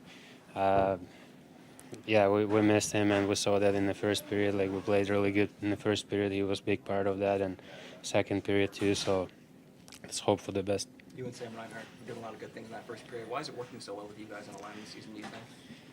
Well, obviously, like Buck has been finding the way in the net, but like Rhino and Roddy, they're such a smart players. They know how to play hockey, and they know where to go, and they know how to read off me, and I kind of do the same thing with them. So it's easy to play with smart players. Schmieden says, "Is this dude a robot?" Yeah, a hockey assassin robot. That's what he is. He's Alexander Barkov. Sasha Barkey's good, dude. By the way, they should mention that hit that he's talking about that happened on Ekman-Larsson. Charlie McAvoy got a 4-game suspension for that dirty ass hit. Wow, good. Good. Hope it comes out of his check.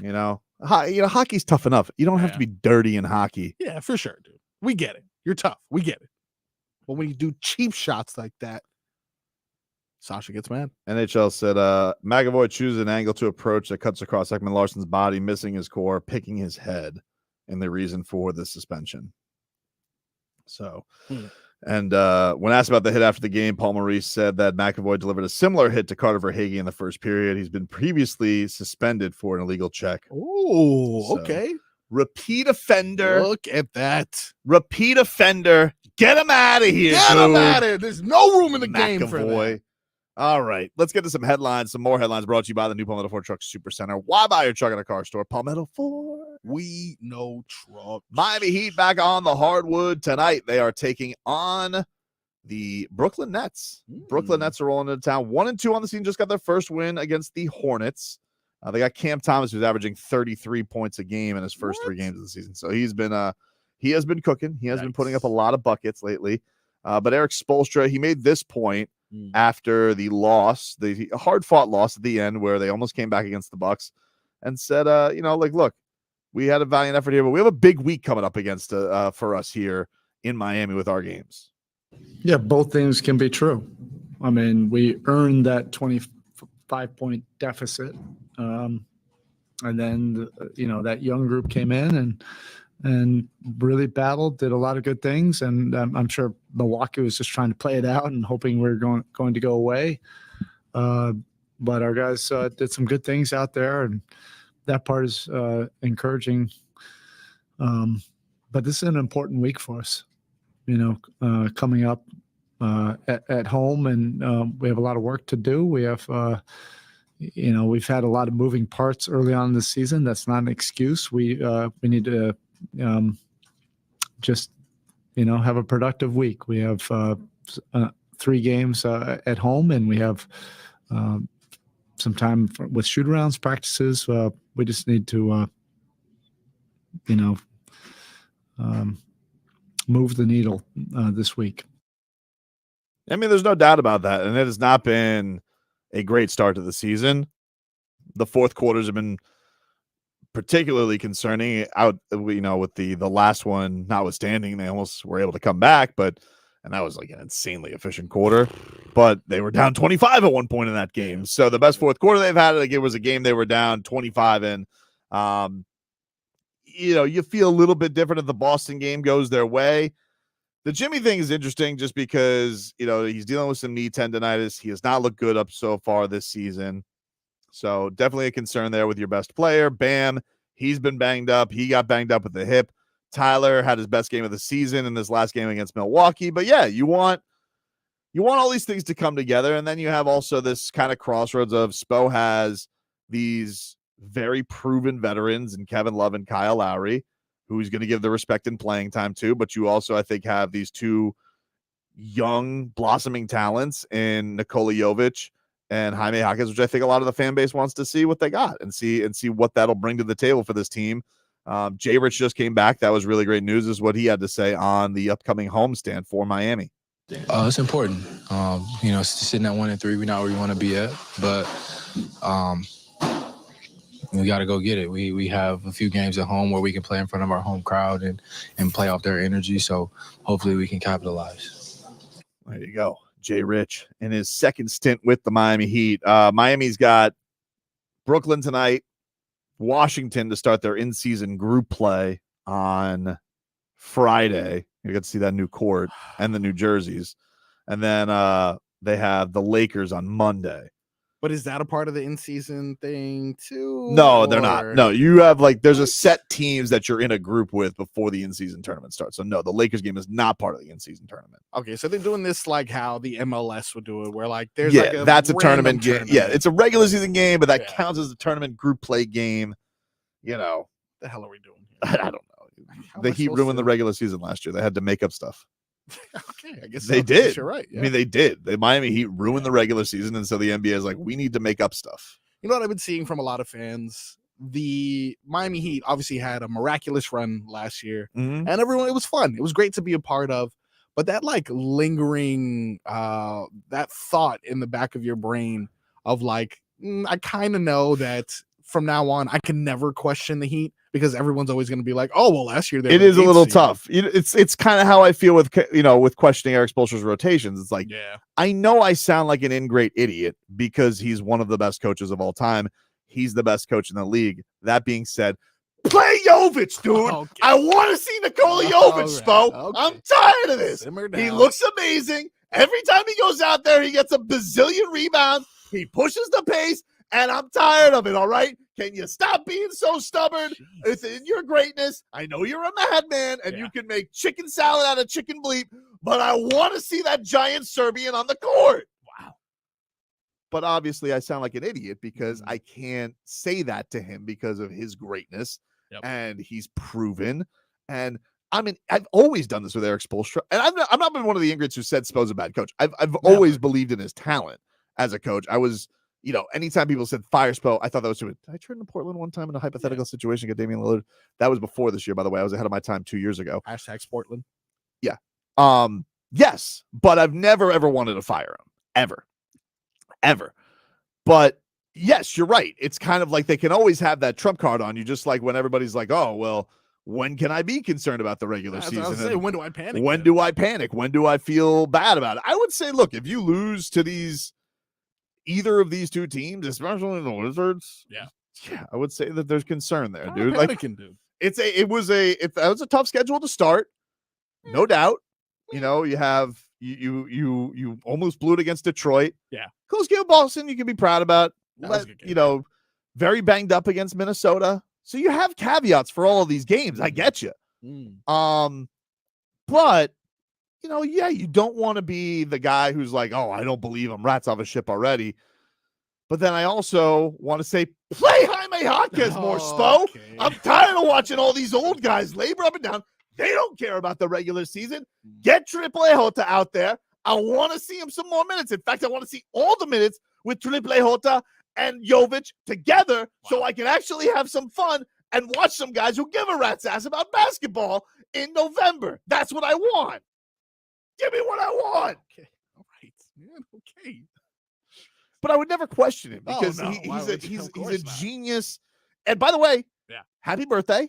It's Eric Spoelstra's birthday today. So if I may just say, if I may just say, Coach Spo, happy birthday. And I would never, question any rotational decisions that you would make because, even though I was one time when I was making demo reels back in the day. Yeah. Marcos, when I was, if you don't Demos. demos, dude, just Nice. say to give to our program directors, be like, hey, can I get some airtime? Mhm. And I would do segments about like, why isn't Eric Spoelstra playing Michael Beasley more down the stretch? Wow. So I've literally been doing this since he's been the Heat head coach, and he's held up with 2 rings on each middle finger at me, basically saying I'm a dum-dum. Did you see one time what I did with Henry Walker and how I actually made that a playable thing? And I get you, like you were able to make Luke Babbitt a thing.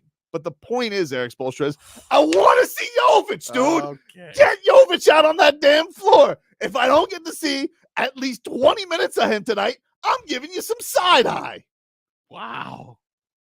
Death taxes and Tobin questioning Eric Spoelstra. I'm not questioning him as much as I am demanding.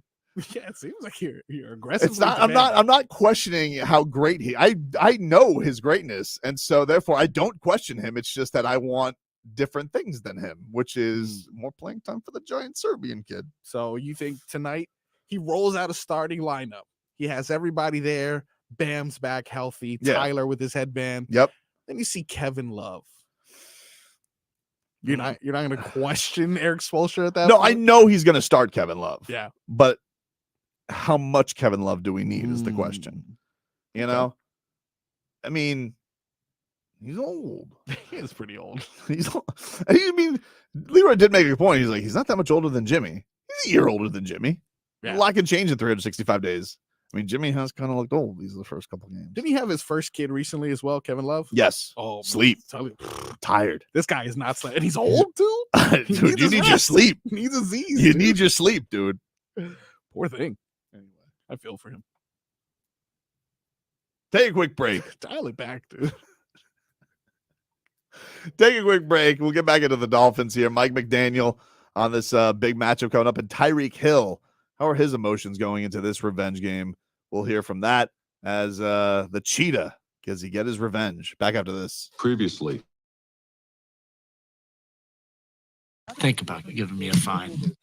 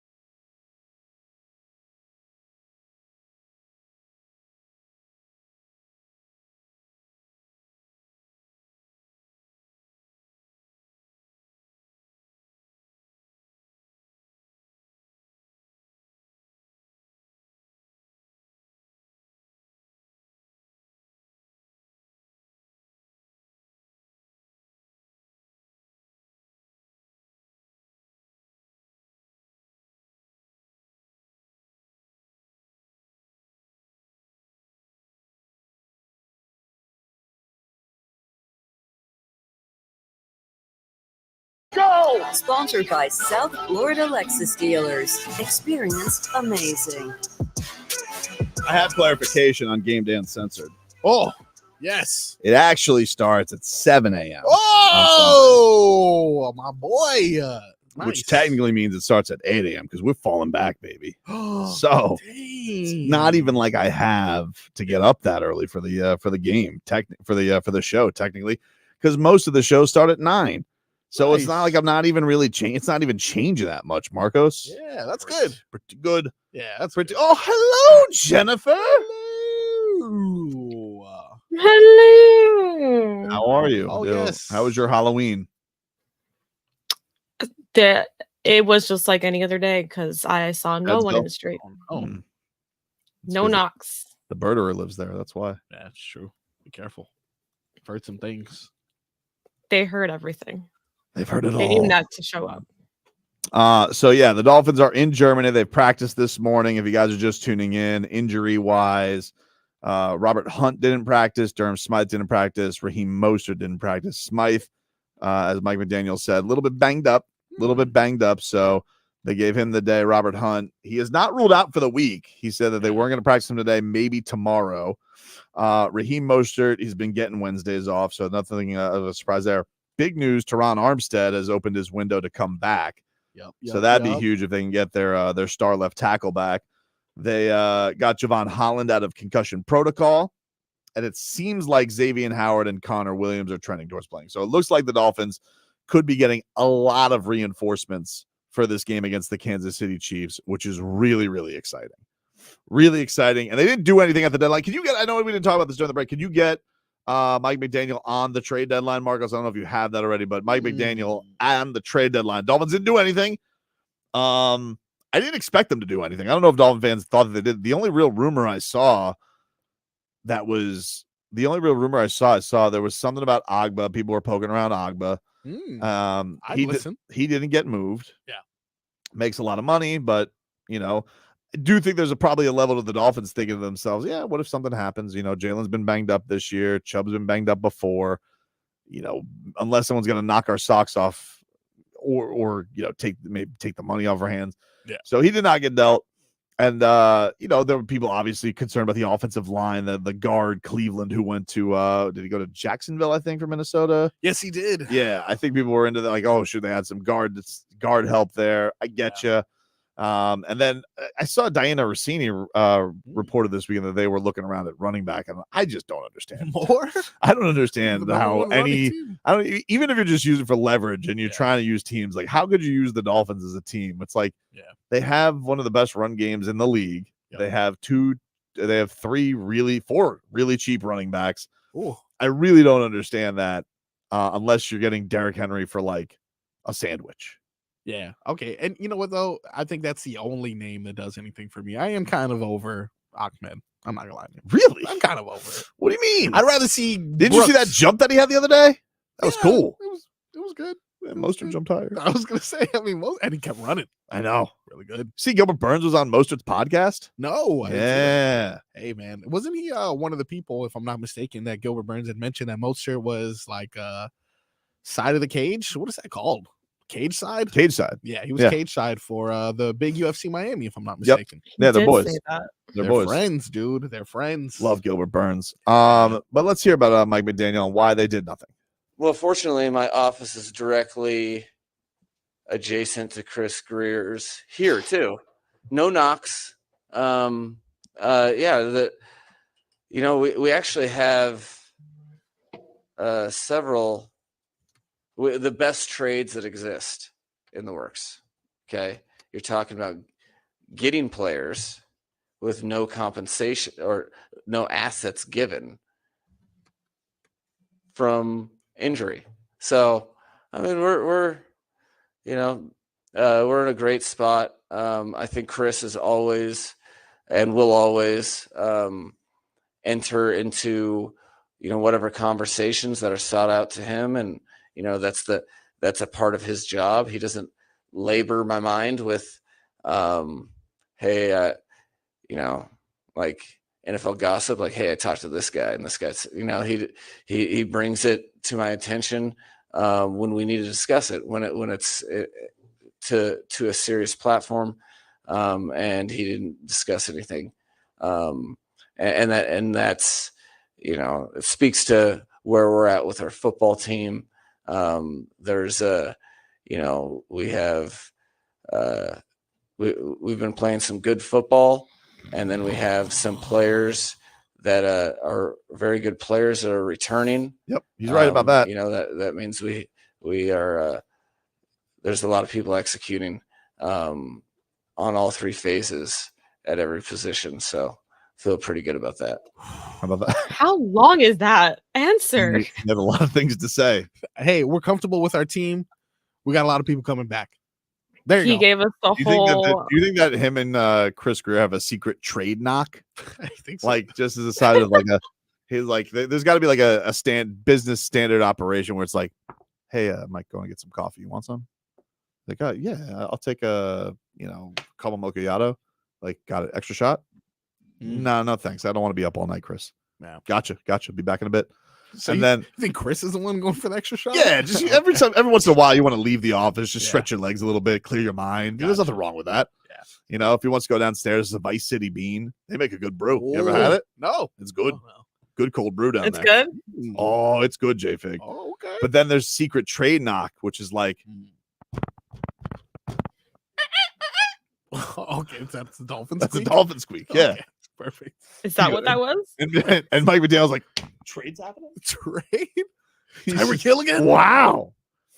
That's a special knock. If I hear that knock, the past things are happening. How that's treated us as of recent. Yep. I like that. I like that too, dude. My I like favorite that part too. is Mike McDaniel telling us exactly how his and Chris Greer's The layout of the office. exactly. Oh, luckily over here in Germany, our offices are right across from each Do you think they're walkie-talkie guys? No. I think Captain Chris, Major Mike here. Making any trades? Over. no. I think Mike No. McDaniel is more of like a cup on a string kind of. Oh, guy. wow. Yeah, he's throwing the cup, the red solo cup. Do you on think the Mike string. McDaniel ever messes with Chris Greer and like does shadow puppets from his hallway? Okay. Just like, hey, it's a puppy. I think he tried to. We've and Bill had way Belichick- too much time to think about that. Oh man. We'll take a quick break. Speaking of silly, Rats Off a Ship is next.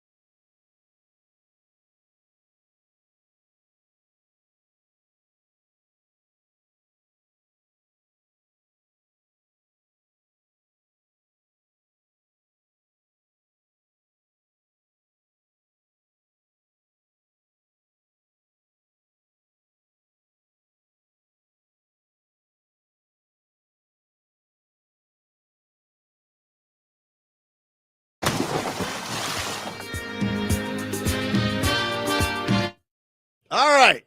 Couple things. It's time to get to our favorite Wednesday game. Rats off a ship. So we got that.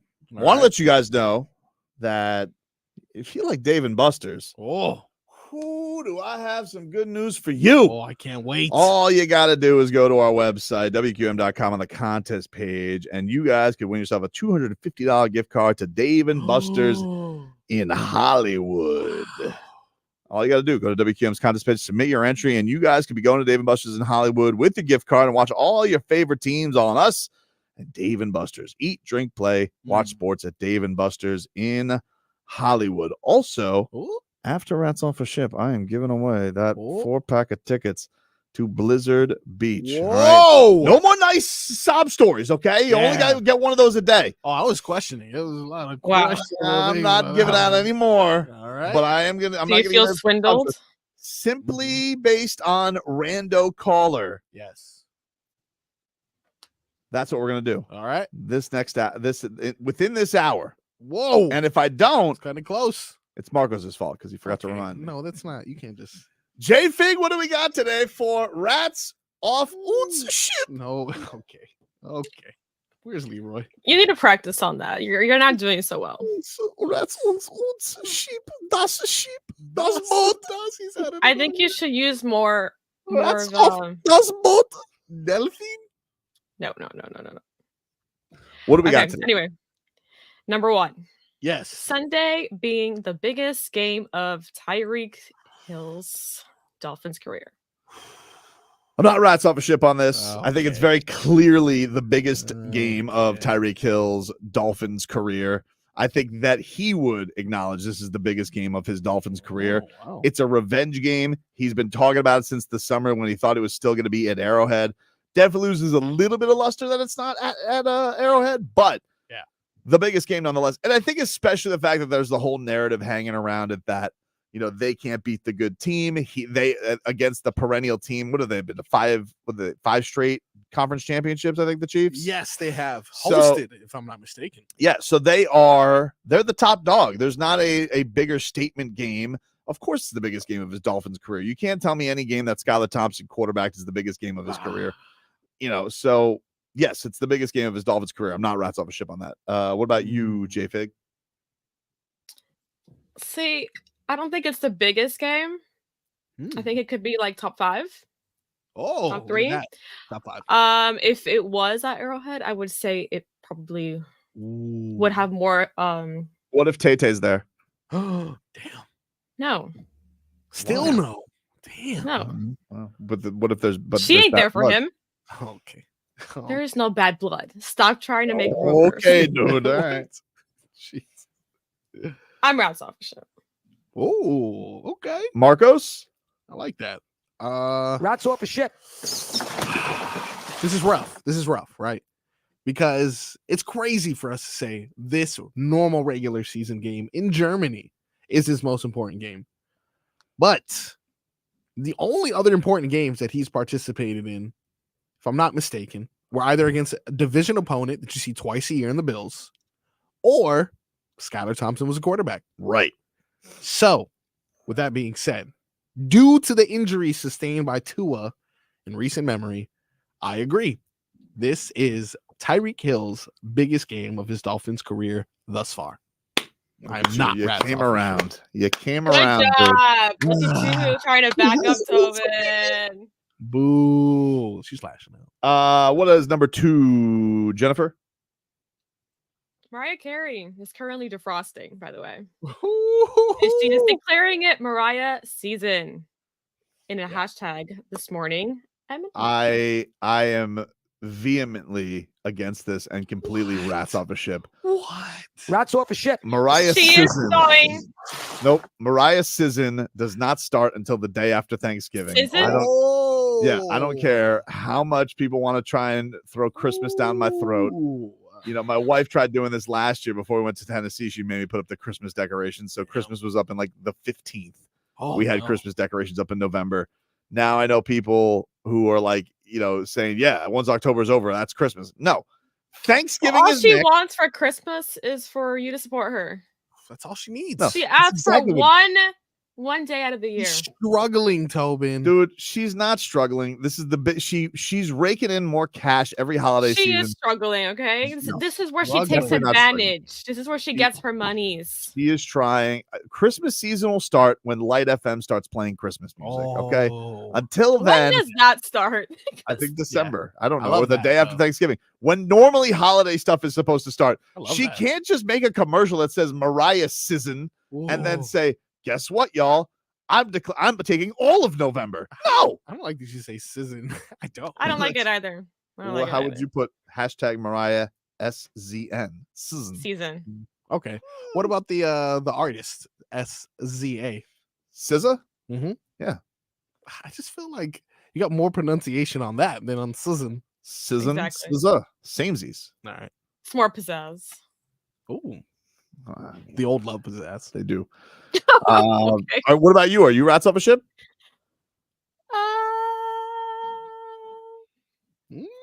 Sounds like you are. It's too early, right? No. It's very early. Yes, it's very early. It's just very early for Mariah. I was trying to see if I could persuade you a little bit. You know, you threw in Taylor Swift, so I'm gonna throw in some Mariah Carey to you. Does Taylor Swift have a famous Christmas song? Not more famous than All I Want for Christmas. I mean, there is no more famous. It's more famous than Jingle Bells at this point. So good. I don't know. She doesn't want a Does lot she? for Christmas. There's just one thing that she needs. She doesn't care about the Christmas presents underneath the Christmas tree. What does she care about? MariahSZN. Oh, I thought you were going to say Nikola Jović getting I played. would. Just waiting for some kind of pun. No, it is a little early. It is a little It's early. early, dude. I'm just okay. I love. It's my still pumpkin- early in the day. Can I throw out my pumpkins first before Mariah tries to hijack the season? The season. Season. That's true Season. though. I do love me some Thanksgiving. I feel like it doesn't I get the love love. Thanksgiving. I We're feel just like blowing Thanksgiving over is better Thanksgiving. than Christmas. You know, But can I rush that? if Adam Sandler wanted to come out and say, "Hey, it's the Thanksgiving song. It's Sandler season, Yeah. Sandman season." Hmm. Okay, he's got it's turkey for me, turkey for you. Like Turkey it's for his me. time, Wow. but not. It's too early for Christmas. I think Thanksgiving needs more musical stars behind it. That's a good point. So Guys, far, we I got think Mariah what she Carey. meant was that she's already coming out of the freezer. You know, Yeah. it takes a while for her to defrost. So All right. that's Well, what she look, meant. wait till December, please. Please. Wait till What Black else? Friday. What else are we rats off a ship on today, everybody? Dabo Swinney salty ass. Oh, Have you heard this? This is Dabo Swinney. He had his these coaches. They have salty. a coach's show. See, Mario Chris, it's interesting. We have Mario Chris what comes on every week with Joe Rose, but Yes. does he do anything like that where he's like at a Beef O'Brady's and like people no. can call in and ask the coach questions? Because those things are hilarious. Like, remember we had the guy, who was it? The dude from Colorado State who like went at Dion. Oh. That was at his coach's show. That was at like a local sports bar. Hey, you know, we don't have that. Yeah, we don't have We that should thing. have that. We should have that. Got Where Javon Holland at a Hollywood Kia. yeah, that's right. We need to have Mark Griswold take some call, and then he'd be like, "Caller on there. That's not tough." Yes. I just every caller just should be asking Mario Griswold, "Is that tough?" Yeah. I'd be like, "Hey Mario, I'm not able to change a tire. That's not tough." I'll tell you what, though, it's probably best after that whole Neil debacle that he doesn't have a show. Probably right. A lot of Probably right. But let's hear a little bit from Dabo Swinney on what he has to say about his salty ass. Changed after 2018. You're humble, you're hungry, and everything. And I always told people, man, Dabo, just listen to his press conferences. But after that 2018 national title, something changed, and there seems to be a lot of arrogance that came in. There's a lot of friends and family. I mean, 3 of the 10 on-field football coaches are external, experienced hires. Everyone else was an internal hire that had no experience before, or was a former player or friend. This guy's giving Dabo the So I'm business. curious, why are we paying you $11.5 million? And it's not just this year. It's been, just a refusal to accept. All right. What's your name? Tyler. Hey, Tyler. I've listened to enough of you, Tyler. Listen, you can have all your opinions that you want. All right. I don't know how old you are. Don't really care. All right. But let me tell you something. We won 11 games last year, And you're part of the problem, to be honest with you, because that is part of the problem. It's people like you that all you do is the appreciation, the expectation is greater than the appreciation. And that's the problem. And so, we've won 12 10-plus win seasons in a row. That's happened 3 times in 150 years. So if you want to know why, Clemson ain't sniffed a national championship for 35 years. We've won 2 in 7 years. And there's only 2 other teams that can say that, Georgia and Alabama. Okay? Is this a bad year? Yeah. And it's my responsibility. Take 100% responsibility for it. But all this bull crap you're thinking, all these narratives you read, listen, man, you can have your opinion all you want. And you can apply for the job. And good luck to you. Wow. Jeez, lashing out. Told him do it your damn self. Wow. Jeez, Dabo. Jeez. Wow. All right. Dude, now that I heard the question, what this guy, why do we pay you so? Why we got That was where you got me. Hey, Dabo. Surprisingly, I'm not rats off a ship on Dabo. I mean, that guy was asking for a bristle Dabo Swinney. That means I'm not really rats off a ship on either of them. You know what? Sometimes we can have a public conversation. We could agree to disagree. Dabo threw his credentials on the table, his Beef O'Brady's table. Wow. And the guy was, that guy is an unhappy fan. He's like, look, you make this much money, and we have not been up to snuff. You guys lost to a team that didn't know how to kneel. So I don't know. So not rats off a ship. Is there any more of that? Yeah, there's a part 2 to that. And There's apparently more? that's made it even more. I started as the lowest paid coach in this freaking business. All right. And I'm where I am because I've worked my ass off every single day. And I ain't going to let some smart ass kid get on this phone and create this stuff. So if you got a problem with it, I don't care. All right? I work for the board of trustees, the president, and the AD. And if they're tired of me leading this program, all they got to do is let me know. I'll go somewhere else. I'll take that buyout. Where there is an appreciation. All right? It's not just winning, it's how you win. And we are this is a tough year, but we've had 12 10-plus win seasons in a row. 12. We lost to Tennessee last year. They won 11 games for the first time in like 20 years. We've had 8 11-win seasons in whatever, 11 years or whatever. We've won 2 national championships. Clemson went 35 years. All right, probably since before you were born, your whole freaking life. And we've won 2 in 7 years. And we earned it. And we beat the best of the best to do it. The best of the best. 12 10-plus win seasons. So if you want to know why, that's why. Why? Am I perfect? Nope. I'm far from it. I am a man of faith. Oh, Absolutely. okay. All right. Have to get that in. Gotta throw that Have in. to. Stop. I mean, Dabo, we know, dude. I kind of respect that. I'm not gonna lie to you. I think he kind of lost me after the league. What? He goes, and I don't care, but you very clearly care. Yeah, he definitely. You very clearly, that kid very clearly rattled you and got you upset. I'm not saying that his facts aren't. I'm not saying his facts aren't good or his argument of his resume was not well presented. But don't tell me you don't care. You very clearly are bothered by the kid who goes, "Why exactly, Dabo, do we pay you $11 million?" Still Anyway. old enough to call out smart ass kids, okay? I'd like to reverse and say I am rats off a ship on Dabo salty ass. Oh, what? Yep. Sorry. Switched it up after part 2. That's right. Rats New off the evidence. Well, I'm not. I gotta like it. I'm not gonna lie to you. I kind of like it. I respect it.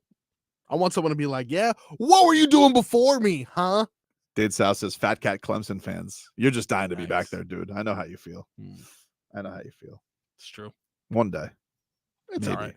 I mean, he had a good run. He did get Al Golden fired. Thank God for that. I appreciate it. Where are your rats with this, dude? I gotta respect it. I'm not gonna lie to you. I'm not rats off a ship. Usually I would be with Dabo, but I'm not rats off a ship on Dabo's salty ass. We'll take a quick break. Final hour coming on up. We are streaming live on YouTube and Twitch, Miami 560 WQAM. Is there a little rifty rift going on with the Heat? We'll get to that next.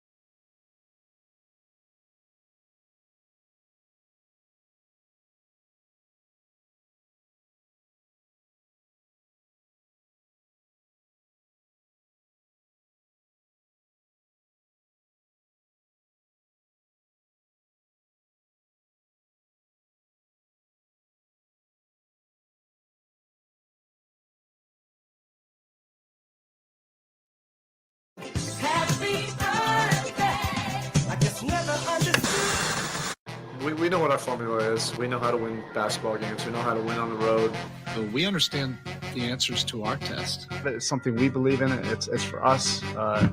It's not for everybody. Highlight me and put me on there. I don't give a. Like, we're not even getting into any of that stuff. Our guys are in great shape. They're ready to compete. If Denver wants to tip this thing off at the top of Everest, we'll do that. Look, I think probably people can relate to this team. You know, the life is hard. Professional sports is just kind of a reflection sometimes of life. That things don't always go your way. And the inevitable setbacks happen, and it's how you deal with that collectively. There's a lot of different ways that it can go. It can sap your spirit. It can take a team down for whatever reason. With this group, it's steeled us and made us closer, made us tougher. NBA, do not find me. Or systematic. Yeah, that's ridiculous. You know, it's just that's the untrained eye that says something like that. Get some sleep. Oh man, little happy birthday out there to Eric Spoelstra. What's his middle name? Donnie? John. John. Pretty close. Wow. O-H-J-O-N. Don and John. According to Wikipedia. Happy birthday, Spo. Coach Spo, 53 years old today. You should lighten up on him, huh? What do you mean, dude? I mean, you what did I say? You were yelling at him. I earlier. love that guy. He is a great coach. I don't know anything. Like this guy, it's almost, his genius is almost infuriating at basketball because like he'll be so ahead of the curve on a player that nobody believed in or how the team is functioning, even though they're not getting wins. But that being said, play Jović tonight, Spo. If you want a birthday present, play him. Wow. I'm going to tell you something. The cake's going to taste a lot better if you put Jović out there tonight. I really want him to play. I don't like you yelling at him. I'm not yelling at him. I'm just On yelling. his birthday? That's just On yelling his what I want. birthday. This guy. There are a lot of injuries for Ungrateful. the Nets going in tonight. Let's get to some headlines brought to you by the new Palmetto Ford Truck Supers. And by the way, you didn't. I told what he didn't remind The Blizzard Beach tickets. They're mine now. No, don't. We're you lashing didn't out. remind Everyone me is to lashing give out out. the tickets for Blizzard Beach. Yes. Hey, So you got for that, tickets to okay. you're gonna be punished. What? Yep. Why? On Spo's birthday? Exactly. Caller number 53 Whoa, for no! Eric Spoelstra's birthday. Wow. He's turning 53 years old. Wow. So caller 53, and you better do 53. I'm watching you. And start I'm counting. Oh, yeah, I better be a bit busy. Sorry. 1, 2, 3, Yeah. 4. Caller Sorry, 53 Sam. Yeah. to 305 All right. 567. Ugh. And it better be caller 53. Let Yeah. me tell you something. If you take a shortcut, nope, I'm watching. Okay. I'm dedicated. I know how many lines we got. Okay. Caller 53, which I think is exactly how many lines we have. Caller 53 to 305 567 0560. Caller 53 will get a 4-pack of tickets to Blizzard Beach. Sure, Blizzard I wanna... 50. Don't hang up just in case. 53. He's still counting. Okay. Caller 53 All right. to 30. We can see how many times you pick up the phone. I have to deny so many I people. don't care, dude. beforehand. I don't care. They can call again. There's no rules they can't call again. Yeah. But because you messed up, not me. Okay. You didn't produce. Yeah. I know this would be against everything Eric Spoelstra stands for because he'd be like accountability, Yeah, for sure. right? But sometimes you have to hold Seems like you're throwing me under the bus. your here. teammates accountable. Yeah. And so caller 53 to 305 567 0560 All right, ready? will get a 4-pack of tickets I'm to on. Blizzard Beach. If you guys want more information for Disney's Blizzard Beach, go to Disney.com.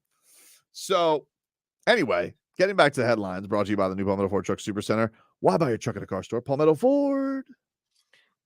We know trucks. So, this is your injury report for the Nets tonight. Spencer Dinwiddie, he has been ruled out. Nick Claxton, he is out. Cam Johnson's out for them as well. So they have a lot of injuries coming into tonight. And keep an eye on that. Of course, the Nets right now have just picked up their first win on Monday against the Hornets. And so there you go. That is they got that for the Heat. Let's see if there's any updates on them. As of this morning, you had the ruling out of Caleb Martin. He's out. Bam spoke to the media this morning, so that's a good sign that he probably is going to play. He was out the last game with a hip. Jimmy Butler, the big news on him was that he's dealing with knee tendonitis. They don't believe it to be major, according to reports, but he is dealing with it, and he hasn't physically looked fantastic. He has looked like a guy who is dealing with something, and I think would explain a lot. And I think a lot of Heat fans are out here, and they're annoyed because they feel like, oh, Jimmy is the meme come to life, which is basically there's a calendar, and for 3 months it says, does this man care about basketball? Then from February to March, it's like Jim VP, and then it's from March to the summer is this is Michael Jordan reincarnated. So that's a meme. It's a meme, yeah. If you haven't, it's really funny. It's like if you haven't seen it, JFig, it's the Jimmy Butler calendar, and right now people think that he's in the does this man care about basketball phase, and I don't think that's the case. I think he physically looks like he's dealing with something, and to see this news come up that he's dealing with some knee tendonitis, it doesn't feel that surprising. He was rubbing his knee on the bench. Spo wouldn't bring him back. I think that if you told me that he was going to miss a couple games, it wouldn't surprise me because the Heat like to be very cautious with Jimmy Butler. They have his entire career. They have been pretty cautious with him. You tell me they're going to get less. They're not going to get. They're not going to get more cautious as the season, as his years go by. Of course they are. But that's definitely something to keep an eye out for with him tonight and this matchup against the Brooklyn Nets. What caller are you up to, buddy? I'm at caller 30, and they are not happy. Some people just hang up on me. Yeah, I'm sorry. Yeah. Well, that's you should have reminded me. This is on you, not me. Sorry, sir. You're caller number 31. Well, I would say by the time we get to commercial break, I'm going to go take a commercial break so Marcos can get the winner, J-Fig. Okay. But then I will get to this this funny thing yesterday that happened. Come on, I've been waiting for it. A lot of Heat fans are freaking out over tweets from like Jimmy's friends and things like that, and I don't really know what to do with it, to be honest with you. But I definitely think it is hilarious to see the reaction from it. So we'll get to that. Back with more for this.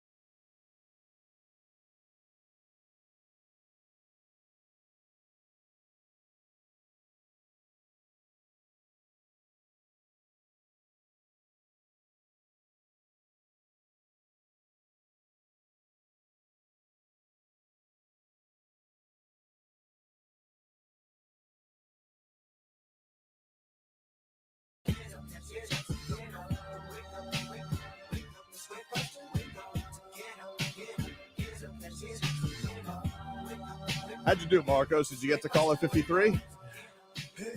Got to caller. Wow, people are still calling, huh? Oh yeah. There's no reason to do that anymore, though. I did watch you. Yeah. I monitored him, ladies and gentlemen. Okay, well, it was all. I feel bad. There was a couple people who I told at least 3 to 4 times they were not the correct caller. Man, it's still a full boy. I don't have any more Blizzard Beach tickets, everybody, for today. So I do have more. I do have more to give away later on in the week, but I don't have any more now. I didn't appreciate the guy who decided to talk about my mother. All right. That wasn't nice, dude. You're not gonna get tickets that way. Leroy. Sorry, buddy. I'm sorry. Leroy called. Wow. All right. So this was a thing over Heat Twitter over the last 24 hours.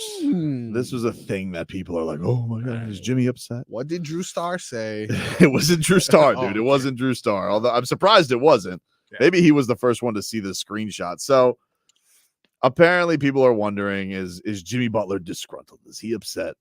That is he upset with where the things are with the Heat?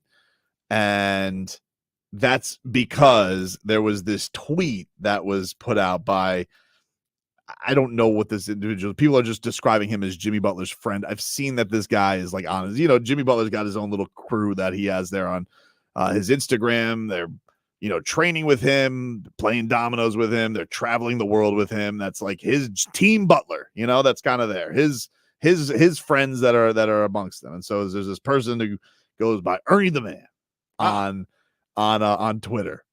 And there's this tweet that was out. And I got to say, funny tweet. Oh, okay. But it says it was the Miami Heat unveiling their new logo. Okay. You have the tweet here, JFK. Great. So the tweet says, the slogan that has embodied our team for decades is now across our chest. Heat culture drops Wednesday night at midnight. And so Jimmy's friend tweeted out, man, what about trade culture or get some help culture? Oh my God. Or make some kind of moves in the last 4 years culture. Oh my God. Try to act like you're actually trying to win something culture. So he's Ernie lashing out. Jimmy Butler's boy. He's lashing out. He can't say that. He just did. I guess now he did delete this tweet. Okay. He did delete this tweet. Tweet and delete. But everybody's, if your friends are saying things, are these things that have been said around him from Jimmy Butler? Wow. I hope not. Maybe. I don't know. Yeah. But here's what I would say is he's not wrong. Okay. I mean, he's not wrong. We've been dude. trying. What do you want? It's not like if you were Jimmy Butler's friend, right? Yeah. And you're watching your guy who you train with, you see him. Not, you don't just see him in the games. Like you're there in the backseat when he's working hard, when he's training hard, and you're seeing like he keeps running his head up against the wall every single year and just seeming like they just don't quite have enough. And the last major trade they made was 3 years ago when they brought in Kyle Lowry. If I was his friend, I would understand why I would lash out a little bit if I was in a saucy moment there on social media and my thumbs were feeling a little aggressive. Okay, but it's not like we didn't try. It took an owner doing something that no one has ever done and to be the biggest weasel of all time. Everyone agrees we were wronged this offseason. It's not like we just, swing and a miss, although that has happened a couple times. It took an owner being an absolute scumbag of a person. Did I tell you that I hate Joe Cronin? You hate Joe Cronin. Did you hate him more when you saw on Monday, when you saw Damian Lillard hitting every free throw and cooking Kyle Lowry? Did that make you hate him more? Absolutely. I think he's quickly approaching Klay Thompson status. I'm not gonna lie to you. I don't know. It's just every time we've attempted to get a free agent, I understand how that could feel as if it's another swing and a miss. But this wasn't a swing and a miss this offseason. This was a strategic plan to make sure Miami does not succeed. It's one of those. Look, I think that if the Heat fan is worried that Jimmy Butler is going to get to a point where he asks out, I don't think that's going to be the case. He said on the record multiple times that this is the last team that he wants to play for. Yeah. Things losing could always have if this ends up being a disastrous season. I mean, I guess you could never rule anything out, but I do think that Jimmy Butler likes that he's with an organization that is, first of all, gave him the contracts that he's wanted since all the other organizations kind of balked at it, the heat of not. They kind of let him do his thing. Jimmy Butler can be a prickly personality from time to time. The Miami Heat have skated around that and done that all, I think, pretty well because he's worth it. He's awesome. He's one of the best players in the league, and he turns into, like the meme says, Michael Jordan 2.0 in the playoffs.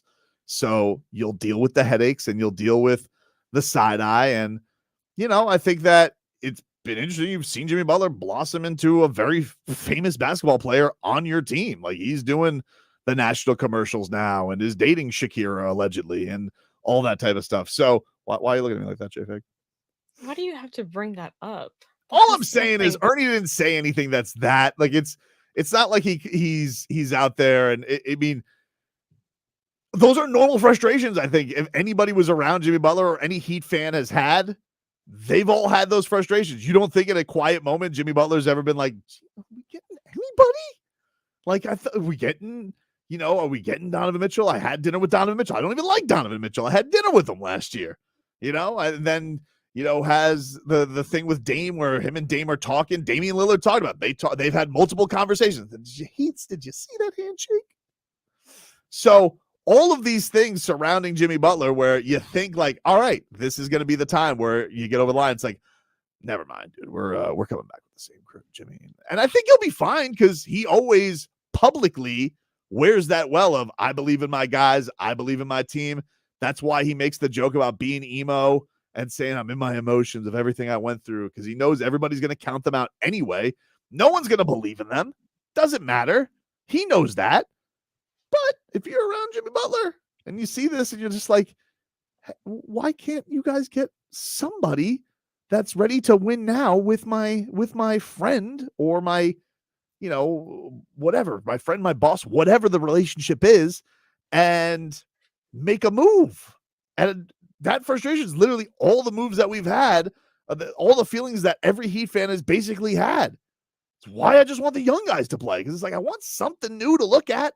Something new to see alongside Jimmy Butler, Bam, and Tyler. Like, give me a little bit of splash. Not the same, starting lineup that was such a headache last year. That I think is everybody's frustration. Is like, all right, this has been a great run. It's been a great run with Jimmy Butler. Exceeded all expectations. But a lot of people are sharing the same frustrations that Ernie did and then deleted. Well, you know what? There's a lot more. Yeah, I saw there was some reactions. Some more of Jimmy's friends were on social media. What are they? What's everyone just running amok? Well, I guess another one. Like to see the rest of the thread. Another one of his sets says Ernie is going to be hot when he wakes up, and somebody goes, "For what?" They got an article about him because he got Heat Nationed because he's going to get aggravated. And then Ernie comments and he goes, "Man, I break trades, I break fights happening at practice, I break all kinds of stuff. Nothing pops off. I make one Miami tweet and it's over. Sick dudes, man." He also says that he wants people to know that Marquise Grayson is running his account as a burner. He hasn't tweeted since 2021, which we don't believe. Yeah, not at all. But we don't believe. But I don't really have a problem with him tweeting it. It's like, all right, it was the same thing when I'm following Damian Lillard's cousin on. I'm like, why am I checking in on this person for daily updates? Because you're just looking for any morsel of information, or if you found out Jimmy Butler was upset with the organization for not making moves, I ask you, do you blame him? Would you blame him if you found out Jimmy Butler went to Pat Riley and was like, "Hey," and Micky Arison and said, "Really, we haven't done anything since I've been here. I know you guys got my friend Kyle Lowry, hasn't blossomed. We haven't done anything new. You're the guy. Giannis got something new. They got him Drew Holiday, and then they got him Dame. They didn't stop making moves. They're always making moves. They make the moves that we thought were the safety moves. We thought for sure we were at least going to get Jay Crowder back. And they got Jay Crowder. We didn't even get Jay Crowder back. So if you found out Jimmy Butler was upset that they weren't making moves, would you blame him? I don't think any Heat fan really would, because you've watched Jimmy Butler at the end of these seasons be unbelievably great, but kind of feeling like they're out of bullets by the end of this thing. Yeah. And that hasn't changed either. if that's being said by his people and the people around him, I can't really get mad at that because publicly, Jimmy, his agent, have all said he doesn't want to go anywhere. Will losing change that? I can't rule that out. Sometimes the facts change. But for right now, I think Jimmy Butler would like nothing more than to be on the Miami Heat, for the Miami Heat to make a move that really gets them over the top and to have the confidence that they're going to do that. So what move though? What move? I don't know. What do I do? Now I don't know because I'm not that guy anymore. I'm not harpooning. Yeah, be careful. It's a slippery slope for you. I'm not doing that, JP. I'm not going to harpoon anymore because I'm not that guy. Okay. Mhm. I'm not that guy. I'm not going to be sitting here being like, I'm not doing that anymore until Anthony Edwards. But until then, I'm not concerned with that. Right now, I have to just be concerned with what we got, which is, will you just play Jović tonight, dude? Okay. Spo, I'm begging you, man. Go out there, give me 20 minutes in Nikola Jović tonight. See what he's got. What's the worst that could happen? Yeah. Would that be the most he's played in a game? No, but I want at least that. Yeah, that's fair. Every night. This is birthday. Don't yell at him. Just a little bit of Jović. A little bit. Schmeathan says Micky Arison is chiming in on this too. Oh, really? Apparently, Some he has shade. shade in his latest tweet. All right, let me see what he's But got. is he referring to the shade on the new Carnival Cruise Line? That's usually what he is. I don't like this. Now, we got a bunch of different people chiming in on Twitter. It looks like we're in disarray, dude. Here's what Micky Arison tweets. It's a Mark Twain quote. Oh. Okay. Schmeathan's not wrong. Oh. Okay. It's a Mark Twain quote, and it says, let me see if I got that back for everybody. No amount of evidence will ever persuade an idiot. Oh. Wow. Damn, Ernie. Jeez. Okay. I bet Ernie won't be tweeting anytime soon. Well, I mean, he was, though. He has more tweets, but wow.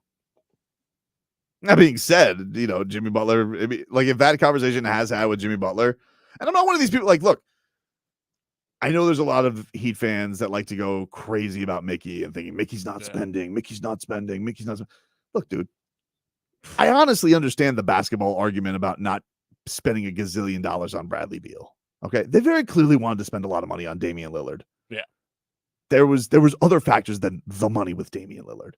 Damian Lillard makes as much money as Bradley Beal. So I just think that they were looking at him and be like, Bradley Beal, you sure? Hasn't been that guy really in 3 years. By the way, hasn't played for the Suns yet. True. Hasn't played for the Suns yet. So I actually understand the argument of not, because it is a salary cap sport. You do have to make these decisions. And by the way, every owner that does what Ishbia is doing right now, make it Prokhorov, make it Steve Ballmer, they all end up regretting it. And it doesn't work. And Mickey's way, the Heat's way, the Arison way, it's had a lot more success than those guys. I know it's not as fun because are we handicapped by that success now, though? Are we the guy who has probably money, in some ways, but is driving an 07 Civic because I'm like, it still works? Probably in some ways, yes, because you're gonna make the basketball decision that makes. If you could do something for less money, you wouldn't do it. But if you told Micky Arison you could trade for Durant or Damian Lillard and it would happen today, would he do it and spend the money and it meant guaranteeing a trip to the finals? Yeah, I think he'd do it. Does Bradley Beal do that for you? I don't know. He's not been that guy, pal. He hasn't been. He hasn't played. He hasn't been. But for the Heat fan that's getting a little restless because it's been, feeling very similar. Yeah, I get it. I understand it, which is why I want to say, just play Jović tonight, dude. Give me some Jović minutes. Jesus.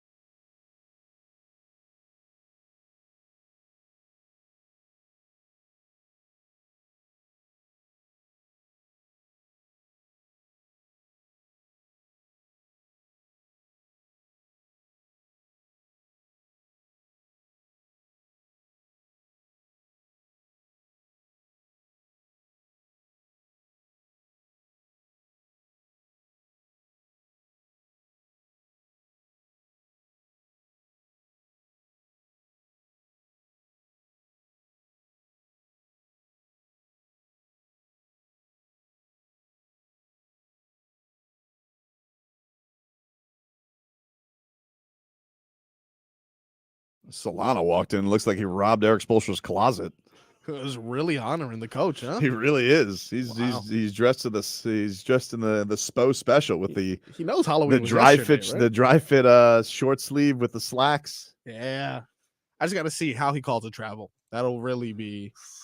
There you go. You know, Pretty good. we do have Heat basketball coming up for you tonight. Oh, 6:15 yeah. pre-Heat gets going. Solana, Tommy Tig. Tommy. Need this one. Need to get back in the win column You know after it's my 3 straight boy. losses.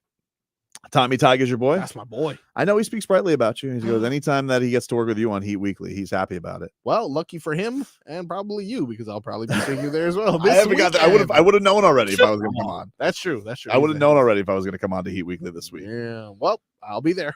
Miami Dolphins are taking on the Chiefs this week. That's the other big time matchup we're getting excited for.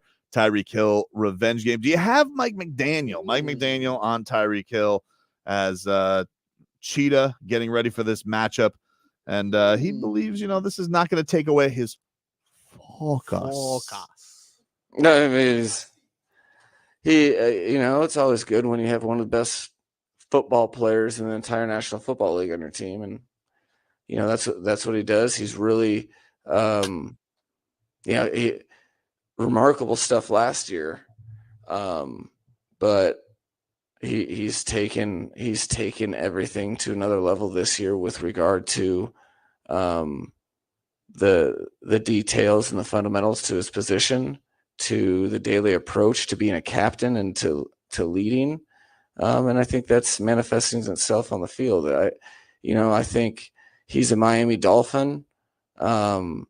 He is on the journey, wears the logo, takes pride in the organization, and sees it as, just like all of us, part of our jobs to do right by the organization and take care of some business that hasn't been taken care of for a while. So it's an exciting time. And it is an exciting time. He's not wrong. Tell you what, though, he's saying that Tyreek Hill's not going to lose focus. He's better than me because I lost focus. The first sound that comes out of his mouth in this response. No, I mean, I use that probably about 2 to 3 times. Baby, did you take out the garbage? No, I mean, yeah, essentially. Gotta start using that one. Listen, he's trying to gather himself, Yeah, he spent the past 48 hours in a hotel room watching film. That's dedication. It's also like, go have a brat, though, go enjoy That's one. tough, though. That's tough. That is tough. That is tough. Watching Losing film. yourself in the film, that's tough. Not vacationing. That's tough. That's tough. It's a 9-hour flight, too. So he's probably watching film on the plane as well. Watching film as soon as he gets there. Go have some fun, man. Go have some chocolate. I mean, what is the film you're watching? Chris Jones is a giant. Yeah, I mean, we get it. Dude. It's terrifying. Essentially, we get it. Is does Kansas City do anything that we don't understand? Look, they have Patrick Mahomes, Travis Kelce, Chris Jones. Everything else is like They have 3 of maybe the top 10 players in the NFL. Yeah. Really good. and a really good coach. And a really good coach who, We get it, though. is probably not spending all his time in a hotel because, let's be honest about it, he's definitely got a brat in his hand right now. You know what? That brings up a point, though. Hamburger. Is that German? Oh, okay. What is that even? What was Utzburger? Hamburger. Yeah, I think it is. So can I get because they say that pizza, it's Italian, but I'm sure I can get better pizza in America than I can get in Italy because it's just different.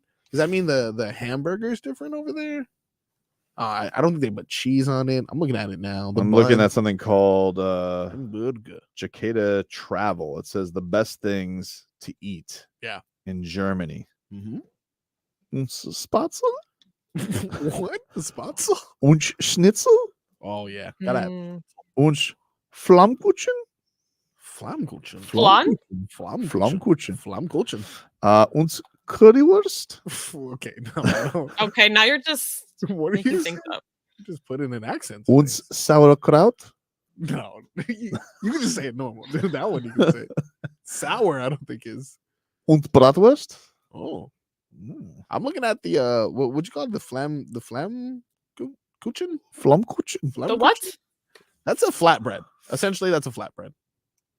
Which is I'm not against it. I don't like the name, so I'm I not. don't think I'm having any spatzel though. Spatzel? Spatzel? I don't even I don't think so, dude. Spatzel. You're not gonna have me have any. They get some Black Forest cake as well. Oh, apparently that's really popular. Spitzel, not Spatzel. It's Spitzel, not Spatzel. No, Spitzel is not Spatzel. Not to be confused with Schnitzel. Uns Flea Flicker. Don't you love that? It's like just random words that are in English. Oh man, do you have Tua on Tyreek? His revenge game? Indeed, I do, my friend. I apologize. I was not prepared for that. I was too busy Googling Schnitzel and Schwatzel because I am a child and I still actually don't know the difference between either. And I hope that Tua. Just get to it, man. I'm Like, just just stop stalling. to find it. What's the soundbite? I can't find it. Are we gonna get? Are they? Am I gonna like walk out of here and some Germans are gonna kick my ass? Yeah, I think we've Possibly. probably offended a few people. Do you think there's some tuning in to try and get like used to the Dolphins? They're like, "Uns YouTube." You can't. I think we may never be able to go into their country. If any Germans are in the chat, please hit us with an uns. I apologize. I think Tyreek's been the same. I haven't seen him trying to do anything more or anything less. He's just been the same Tyreek. Just want to go out there, play football. He loves ball. But he's a competitor and he just wants to do good. He has competitive greatness. I think it's going to be great. But I will say, you know how Tyreek said last week, he's like, oh, I don't want to get fined anymore. We'll see, dude. I feel like that dude's going to have himself a hell of a celebration for his first touchdown against the Chiefs. I'm telling you, man. Beer out of a boot. It's the only way to go. If he goes Das Boot, but he can't have beer out of it, obviously, right? Like he's got to. You can't drink a beer at a football game. Oh, A nice little Celsius. Yeah, Oh, maybe, Celsius. or it's whatever. There's whatever Gatorade. cheetah juice, whatever he's got going on there. Yeah, he probably has something, right? Probably has something, dude. That's going to be what he goes with as a celebration. But there's no way the king of trolling, which is what he is. He is a marvel at just getting reactions out of people. There's no way in hell that guy doesn't have a trick up his sleeve when it comes to trolling his former team. Yeah, I need it, actually. I personally need something. I mean, last week I had to watch him run to the bench in shame because he doesn't want to get fined. I know. Look what the NFL's doing to him. Here's the thing that pisses me off about it, though, genuinely. Yeah. How many times have you seen that backflip in a commercial? Because I would say I've seen right? it a dozen times since he's done it. That's really And true. like to have this idea that he has gotten, I don't even know if he ended up ever getting fined for the flip with the phone. I imagine he did, because why would he stop celebrating? But how dumb is it that this guy has, the coolest celebrations? Everybody loves it every time he does the power walk, or he does the flip, or he does running into the stands to give his mom a football, or jumps into the stands with the power fans. walk was great though. Yeah. Anytime he has any of this stuff, the league's like, oh, how many times can we blast that over social media? And somehow the guy gets fined over it. It's ridiculous. And I don't really understand the point of it. I know this used to be the no fun league, but I feel like that's supposed to be loosened up a little bit. Yeah. It doesn't feel like it's gone to that point anymore where like, they used to not let guys do anything, but because they like the coordinated celebrations. Everybody loves, the fans love them. Who doesn't love this stuff? Yep. And I'll tell you who's going to really love it. Germany. Yeah. I mean, it's their first experience of football, to see the seriousness of football. And then all of a sudden, look, this guy's pretending to be a dead fish at the end of Robert But Hunt's. it can also be a lot of fun. Yeah, We've man. also seen the fact that the thing that brings the owner the most joy in the world is doing his version of the waddle. Yeah. Which is a very rich version. Oh, is it? It's a very rich version. It is a little strange though. It's like 65% waddle and like 35% Air hump. Thrust. Jeez. It's all in the hips. He's very sensual with it. Probably just You know? replace those things. Put his own little spin on it. Putting I those like new it. hips to use. You think Stephen Ross has ever thrown on the Dolphins fight song in the bedroom? Miami. Bow, has a now, now, Dolphins. now, now, now, now, now, now, now, now, now, now. Hey, baby. Number one. Look at my waddle. I'm uncomfortable now. Like this. I don't like this. Turn you on.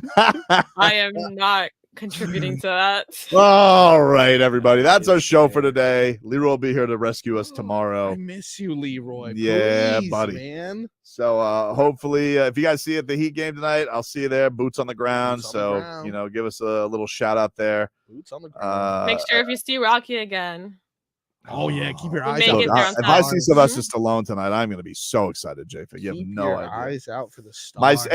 My snitch knows this. You better be on your P's and Q's today, snitch, with getting me the celeb reports. All right. You threatening him? Don't be caught But slipping. just like he let Rocky slip through my hands. You can't just threaten your source, dude. Maybe he knew what he was doing when he didn't say anything. Very upset that I missed that. Very upset. That makes Very sense now, upset. And for the rest of our fans out there, we'll talk to you tomorrow. You can't just keep using oons, dude.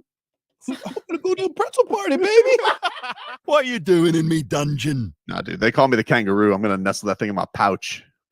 Hi, Brendan. This is Skip Bayless. Tour actually has the prettiest balls. Hope you mother have a good